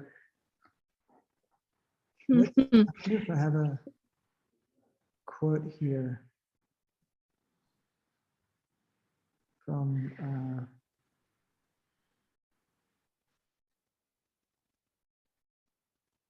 let me see. Okay, yeah, I have a quote here from the Naridya Samhita, chapter 23.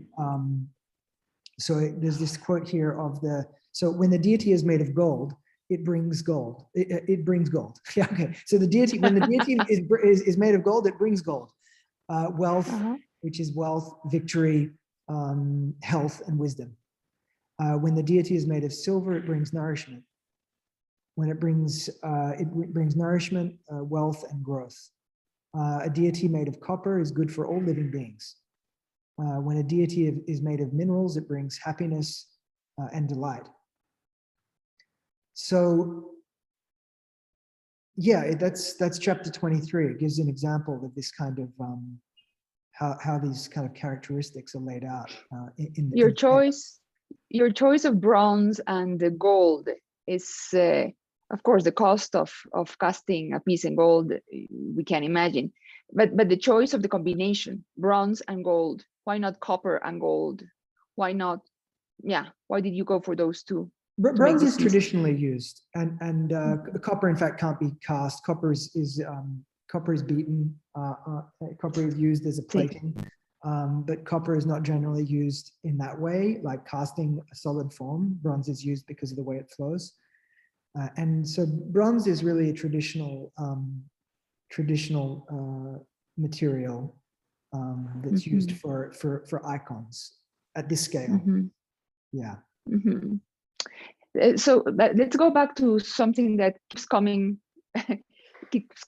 and you keep referring to it, but it's in the nature of the sculpture, but it is in the nature of the teachings. We tend nowadays, 21st century, to see freedom in contraposition to rules, to norms, to discipline.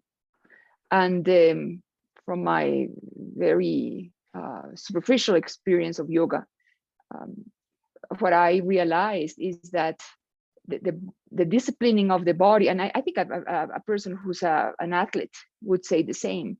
In order to reach the most freedom, you need to really discipline, really seriously go into the detail and to master the body. So it would seem that there's a contradiction between freedom and discipline, or freedom and form.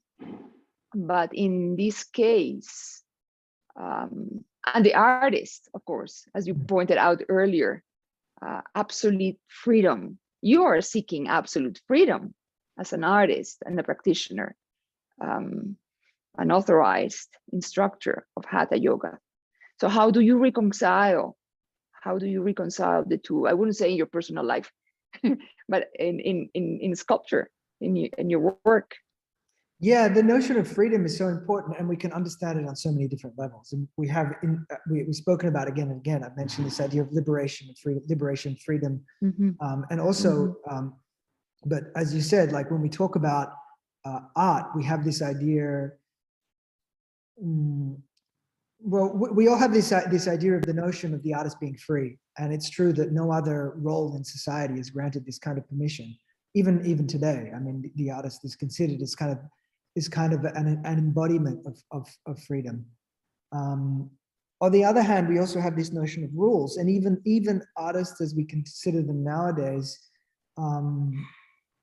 they follow specific rules in a sense. Although we could say that those rules are either implicit and could be also unconscious, or they're explicit. They're explicit and also or conscious to the awareness of the artist. And in a sense, all these rules that we use in a sense, we're all moved by our values. We act according to our values, and those values create rules, and those rules create the way we act and then what we do. So from the perspective of an artist, the values that we maintain within ourselves, they dictate our actions, and then they dictate the artwork's form. So, I mean, we could take, like, as an example, like we could take the Impressionists as an example. So let's look at what are the rules of the Impressionists, for example. Okay, so like the Impressionists would say, all right, so in some cases in art history, these rules are very explicitly acknowledged and stated, like in manifesto form even. Now, when we look back in history, there are certain interpretations of these movements. But let's take, as I said, the example of the Impressionists is that, okay, so we work with painting, number one. The scale of the painting has to be generally no larger than 1 by 1 meter, because we want the painting to be portable. We need it to, because we want to paint in plein air. I would say that this rule is not something that was explicitly stated, but it was just a rule that was unpronounced in a certain way, because that was what they wanted to do. They wanted to go out and they wanted to paint in the open air, in the landscape. The medium was oil. That's another rule. Generally speaking, they used oil paints. That was what was available there. The emphasis was on depicting qualities of light that couldn't be captured in photography. This was an explicitly stated rule. A defense, like why are we doing this? Why are we breaking tradition? The goal for the Impressionists was to kind of express impressions of nature rather than creating exact representations, because at the time there was the invention of photography, and there was sort of there was the question, okay, well, if photography can capture the landscape realistically, what can we do as artists? So, okay, so that's like a kind of a set of rules for then you have, but it should also say that the Impressionists were considered radical because their work, they violated the rules of academic painting at the time. So then in reaction to the Impressionists, then we have the Cubists. So the Cubists, they created a new set of rules that departed from the emotional connection to the landscape and emphasized form and logic. And then the Dadas came along after that, and they went a step further, and they declared, okay, we're going to have no rules. We're going to have rules without rules. So that was their, as I said, like sometimes these rules are written in writing and stated clearly, and they had this manifesto from 1918, the Dada Manifesto, which emphasized meaningless and nihilism and irrationality. So, in a sense, the history of modern art, we can consider it like in terms of this successive reformulation of rules that govern the act of creativity. So this reformulation of the rules that whereby we operate as artists, it's this notion of breaking the rules. It's related to an idea of the avant-garde, which, yeah, we could go into a bit further. But nowadays, anyway, that in the 21st century, artists, we tend to think of artists working with personalized rules. And the rules that express the artists themselves and demonstrate the artists, the originality of the artists. So there's sort of like, what are the personal rules of the artists? That's the question nowadays, generally speaking. The thing with that though is that when an artist follows their own set of formulated rules, or those that are given to them by a society, let's say, or those rules, they tend to emerge from the mind of the artist and from the personality structure of the artist. So what is the personality structure? I mean, we've got to go deep into these levels to really understand like the intentionality of the artist, to really understand like whether the artist themselves is an expression of freedom, or whether the artist is really expressing in their ability to express whatever they want. Are they expressing freedom, or are they expressing limitation? That's the question. So let's look at where do the rules emerge from? What level of the artist being do they emerge from? And what does that mean for the artwork that results? So we can think of the mind as a part of the personality structure of the individual. In a sense, it's like, the personality structure is a matrix of various different contractions. And what I'm talking about is like conceptual categories like gender, nationality, memory, psychology. These are various aspects of our understanding of identity that we then use, that the artist also can use as a way of expressing themselves. Like, this is me, my gender, my nationality, my psychology, my memory. The thing is that in reality, all these superficial identities are not the true self. And the true self is actually beyond all these distinctions. What distinguishes the Maonic tradition of art, which I'm operating from when I'm making this kind of work, is that the rules from this tradition, they derive from an experiential observation of consciousness and the way in which consciousness transforms itself into the material world. In this sense, the rules are transpersonal. They're beyond any one person. And by following them, the artist is enabled with the ability to express the will of consciousness rather than their own limited personality. So yeah, as I said, the artist is a model of freedom, and it's true that no other role is granted that permission in society.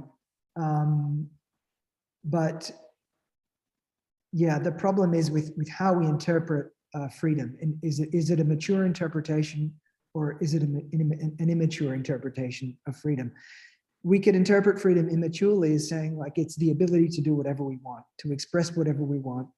And actually, tradition from this perspective is seen as a limitation. It's like a restriction on our personal freedom, you know? Yeah. And but again, the question is, how deep do we want freedom to be? What I'm talking about when I talk about liberation is freedom, is the process of liberating oneself from one's own limitations, liberating oneself from a fixation on ourselves, from identifying with the fruits of our actions, from freedom from habits, our own habits, which are degenerative, habits which bind us in cycles of suffering, habits which bind the people around us in cycles of suffering. What actually limits our freedom from that perspective is our ignorance of our true nature. It's when we're ignorant to the true nature of reality in ourselves, we act in ways which are not free. So this reality is veiled. It's veiled. The truth of our being is veiled by misidentification. So, but when ignorance of those misidentifications is released, what remains is freedom. And because that's all that's the true essence of consciousness. It's the underlying, it's the ground of being in that way. And freedom is the nature of the eternal. So we attain freedom from this perspective by merging our individuality with our innate universality. Tradition from this perspective is helpful because it's larger than any one individual, and it constitutes like a tried and a tested framework. It's like it's got proven results. You know, there is a methodology and there are proven results. So the Maonic tradition, it's important to know where it comes from. I won't go into too much detail, but we could say it comes from divine revelation, like the teachings of Matsyendranath as well. And it's been preserved through a lineage of teachers. So in that sense, it can be considered like a direct link to the creative potency of universal consciousness. So surrendering to the wisdom of this tradition is a process of yoga. It's a process of union. I should point out, as a caveat, all this I'm saying sounds all great, but sounds great, but in reality, from personal experience, I can say that the sort of initial stages of this process, firstly, the recognition of this process, firstly, the recognition that this is even a process, that this has taken place within our minds, that we've identified in this way. In this process, there inevitably arises resistance. And because I'll speak about it just from the perspective of an artist, but it's true for anyone embarking on any kind of process like this, is that, so the artist in this sense is forced to confront with all the ways, it's like you have to confront and contend with all those different ways in which you've tried to assert and enforce a separate identity. And then as those identities begin to be seen for what they are, temporary, fleeting, as those identities, as we begin to realize that we've identified with these things which are just like nothing in a way, there'll be this feeling of frustration and discomfort and confusion and loss. You'll feel loss for sure, because you have to, but in a way you're letting go of nothing. That's the irony of it. So what I can say is that if the storm can be weathered, it's followed then by a very deep sense of upliftment and clarification.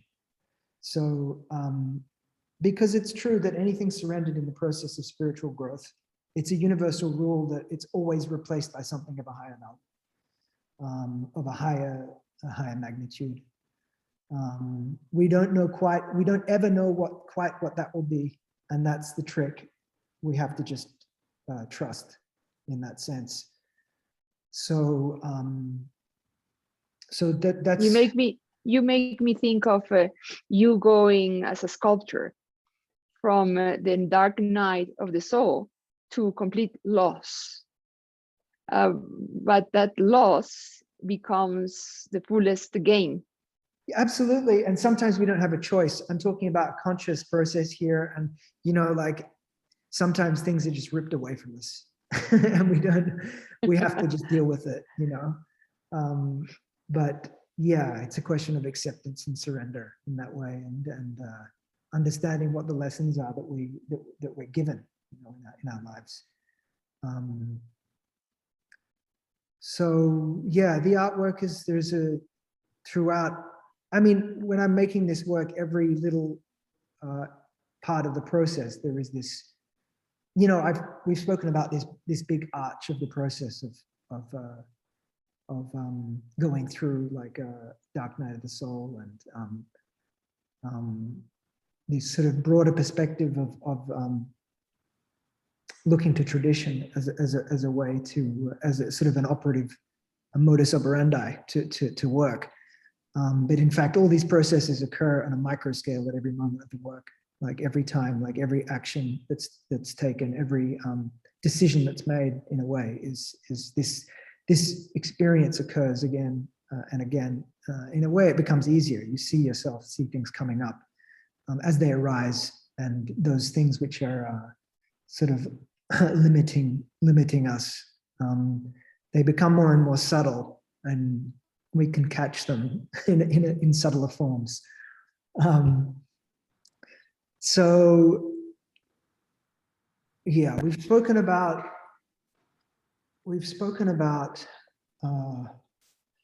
sort of the more we've certainly spoken about characteristics that are determined by the grammar of the tradition, like the iconography, things that are obvious to the eye, basically, like in the material, the gold, the posture, the ornamentation. These are all things that are sort of visible on the surface of the sculpture, but there are also aspects of the work which I'd like to speak about in a bit more detail about.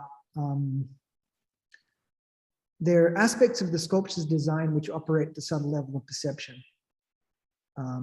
So sculptures in the Indian tradition are made according to specific proportions, actually. And you can kind of see them you wouldn't know exactly what they are, but you can see that there is a certain logic to the way that the proportions are laid out. That's determined by something we call tala. So this tala is the same, it's akin to like rhythms and beats in a piece of music, except that for sculpture, it's applied to measurement of material form. And it's expressed in the measurements and the size of the limbs and the bodily proportions. So Matsyendranath has been, this sculpture I've created to a specific tala. There are many different talas. This is Uttama Nava tala, and that's the appropriate tala for images of siddhas. So the Shupa Shastras, we said they're the classical texts of the tradition. There is the oral tradition also of the Stapadis. So there's written tradition and there is also oral tradition of the Stapadis. The Stapadis are basically the indigenous sculptors and architects of India. And to this day, they maintain the tradition, and that's the tradition that I've been taught and trained in. So there is this, in this tradition, there are specific ways and methods of determining a scale for a sculpture so that it will be maximally beneficial to the perceiver. So it's a complex calculation. It's known as ayadi. It's only, this can only be learnt under the guidance of a guru, qualified Shilpi guru. So it basically involves determining like a birth star for the sculpture. We understand from Jyotish that we all have birth stars, a nakshatra. So this process involves actually, in a way, treating the sculpture like a living being and giving it a birth star. So these are very subtle things that wouldn't be necessarily visible on the surface, but they've been precisely considered in creating the sculpture so that it's endowed with life-supporting qualities and could be an appropriate vessel for maintaining, containing, transmitting the enlightened nature of Matsyendranath. And so as a sculpture that is for devotional purposes, as much as a sculpture that can just be a pleasing object but the most pleasing because of those things that are taken into consideration in the making of it. Yeah, absolutely. I mean, the idea has to function on many different levels, and we have to be drawn in a way. Like in the surface, we're drawn into the form. And then there are these other things which operate in the construction of it, which align us. It's like the sculpture is aligned in such a way, it's made in such a way that it expresses the innate qualities of consciousness. And then by interaction with that form, it's like we align with that. And then we become that. So that's the principle, really. And that's why it has to be, that's why it's so important. Like, it's like the viewer has this conscious alignment with the form, and it's effective because I've consciously aligned with the way in which this form comes about. And I've you know, meticulously followed like all of the way that the way it should be made to be beneficial for you, basically. So I remember I was asking you the other day, I mean, we kind of we're going around in circles. There was like the big elephant in the room, as we say in English. And the big elephant in the room was, okay, you're a sculptor. When I saw it the first time, Spanda, other sculptors as well, but the Spanda, I said, and he's making Spanda at the same time he's making Matsyendranath. Interesting. I imagine you in your studio, like the traditional artist, perhaps working with the materials, but then you have a photograph also on your website of this like a workshop, like a metal workshop. But in reality, you are a digital artist. yeah. A digital artist. So you're working with software. You're a techie. Yeah, so, in a way. Yeah. And what caught me by surprise was the fact that you said to me, well, this piece is 21 by 9 by 8, but this could be like as massive as Panda. I was like, what? Right. Yeah. The digital environment is really my environment, and it's true. Like, the sculpture can be made at any scale. And I envisage someday creating it at a larger scale. This is appropriate for a home or for a yoga studio, this scale. But yeah, the amazing thing about like the digital, working in the digital realm, is that you have this sort of, it's like a no scale environment. It's any scale and no scale. And yeah, I work both in the physical and in the digital. So, but that's where the artworks always begin in the digital realm. And so that's the first step. That's the first step in the creative process for me, is the 3D modeling of the form. I use two different programs. One is called Rhinoceros, and the other one is called ZBrush. They're both, they operate with a digital drawing tablet and a pen. So this is my digital pen, and this is my digital drawing tablet. So this is like, these are my tools basically. And so this process of sculpting, you know, it's drawing, it's like sculpting with a pen, sculpting with a pen. And essentially it's like hand carving. It's a hand carving, a virtual hand carving, basically. Perhaps I can show you like an image. Let me see if I can show you an image of the actual model, because it'll give you like a sense of, the sort of the digital materiality of the form. Let's see if I can do this. I don't know if it's going to work. Let's see. Okay. Here we are.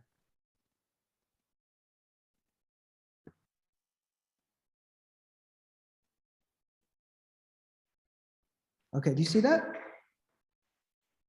Yes. Nice. I can navigate around. This is tricky. All right, let's see. Okay, yeah. Oops.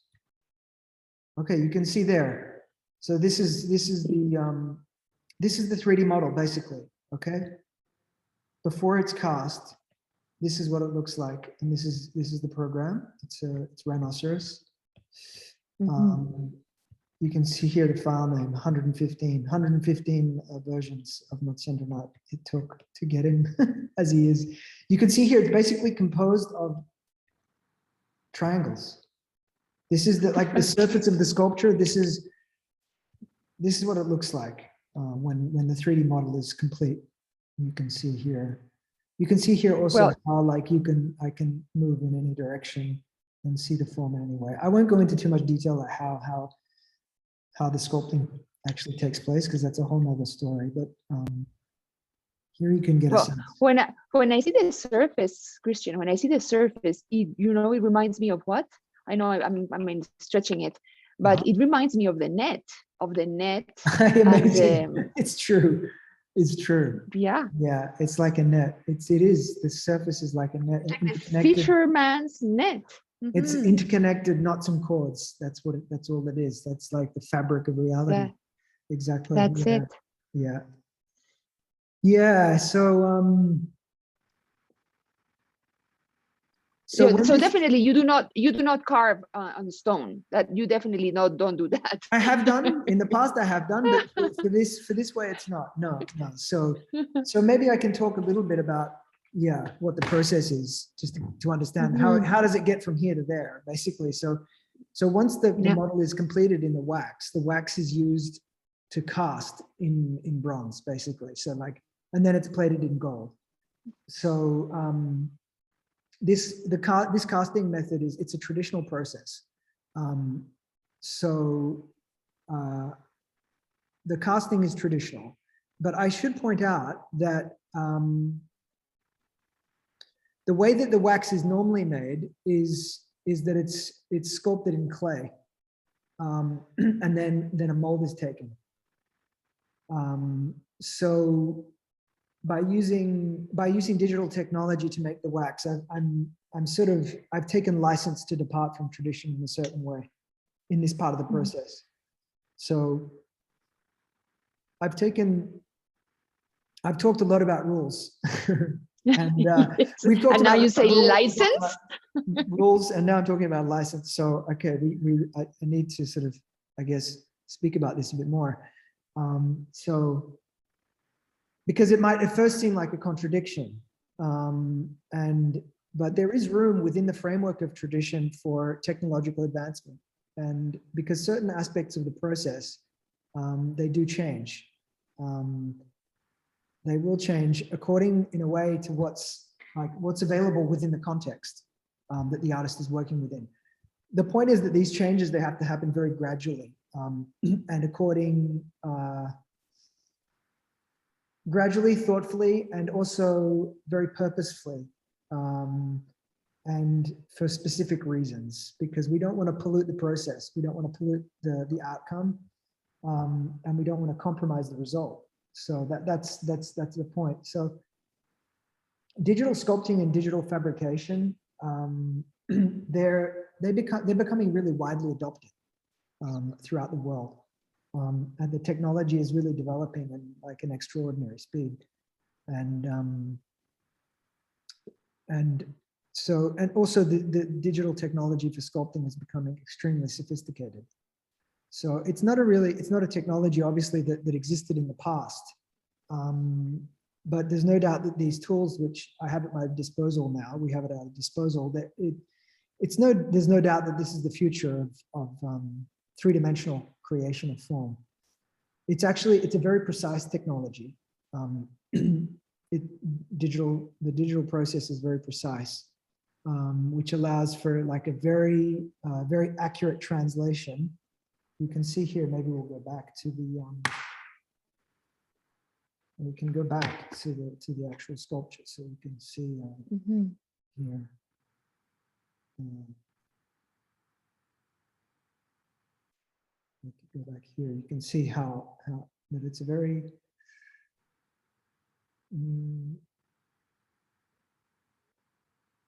so it's a very accurate translation from the 3D model to the actual sculpture. It's very accurate.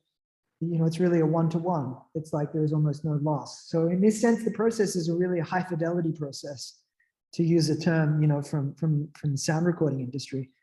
It's a high fidelity process. And also in my experience, it's possible to achieve really a much higher level of detail in 3D modeling rather than in the clay-based methods. So I believe there are merits to this technology that are at least worth considering, because they could potentially contribute to the advancement of the progression of traditional art without compromising, without compromising its tenets and universal principles, the guiding principles of the tradition. There are several Stapadis today, actually, disciples of my Parampara Guru, Dr. V. Ganapati Stapadi, who are also beginning to use 3D modeling in their process. So I'm seeing that it's a methodology which is being integrated in India as well. So yeah, time will tell if this is a suitable method for wider adoption in a way. But perhaps not accessible, to all, but to the many who have access to it, then to do for great benefit in terms of art practice, as well as in terms of art that belongs as well in the realm of the sacred, explicitly in the realm of the sacred. Yeah, it's just important to know where we invent and where we don't invent. And I think that's the question that you've raised, like why, what is the license that's been taken and why? So if it's taken for the right reasons at the right time in the right way, then I think it could potentially be a benefit. So yeah, we've spoken a lot about different aspects of the sculpture. Really, so my hope, I'm really glad I got to show these previous images, because, in a sense, when I'm making a sculpture like this, I'm not only speaking from my Vastu lineage and my Hatha Yoga lineage, I'm also speaking, for the thousands of artists who've come before me and who've attempted to do the same thing as I've done. So what I hope is that this representation will supplement all the existing representations, that have honored this great yogi, Matsyendranath. So I hope also that it's useful, that the sculpture is not only useful. I mean, we've spoken about history and the way it fits into history, and how it's seen from a cultural perspective. So, and it's interesting from that perspective.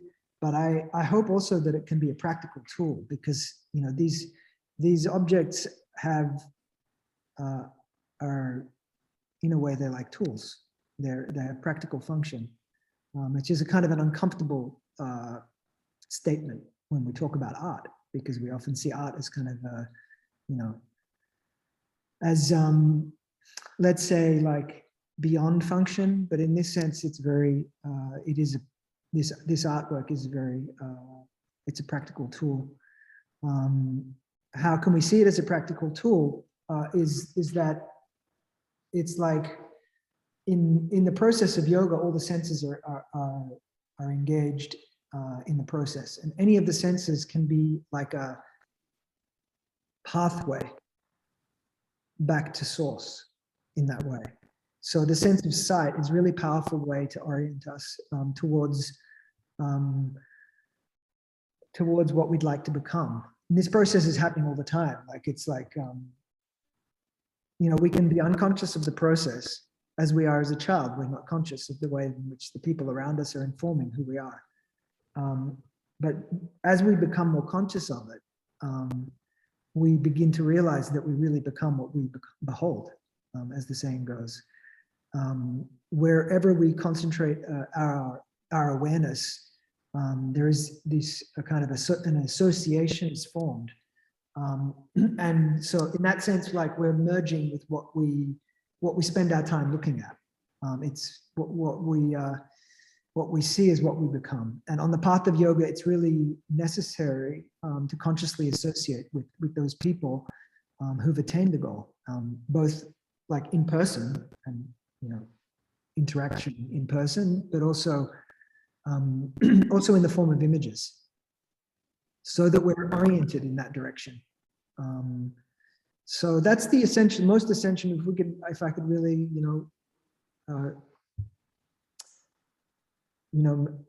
make a sort of a core statement about the work. Its most essential function really is to provide the viewer with a mirror of their own enlightened nature, and that mirror takes the form of a being who's established in that level of realization.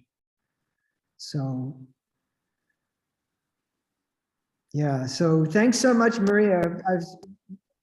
It's been amazing to speak about this sculpture today. I'm really grateful. I'm really grateful to have had the opportunity to spend more time to talk. And it's been a real pleasure to share more about this artwork and the ideas of the process. And thanks also to everyone who's listened, and congratulations to those who've made it all the way through to the end. And I realize that also for some people watching this, there'll be a lot of terms. Just a sort of a moment of recognition that there'll be a lot of terms potentially that at first people might not understand certain terms at first. But I would just say that if there is a curiosity and something's been sparked within you, I would urge you to just follow the golden thread and to see where it takes you. So I hope this presentation will be helpful to you all in your process of understanding who you truly are, and I hope Matsyendranath will be pleased. So Om Shri Siddha Yogi Matsyendranathaya Namaha. Namaha. Christian, thank you so very much. So that all of you who have accompanied us to the very end, this is a conversation that started almost 9 months ago. And at some point, we decided that this was a good conversation to bring to all of you within the framework of gathering in beauty. And gathering in beauty, just Christian just put it beautifully. Whatever we don't understand, whatever is not familiar to us, whatever takes us outside our area of comfort, then we need to open up ourselves to just let that be, and to be able to gather in the unknown, and to gather around the unknown, and find meaning and find sense together, however way we do it, but together. So gathering in beauty is part of a larger initiative, and all this information, Christian, I suggest we provide it to listeners at the bottom of the link, is instead of bringing more content which is not necessary and relevant to what you have shared with us today. So thank you, Christian. We'll continue our conversation outside space and time. And to all the listeners, if you have questions, then you'll find information how to reach out to Christian, how to reach out to Maria del Carmen.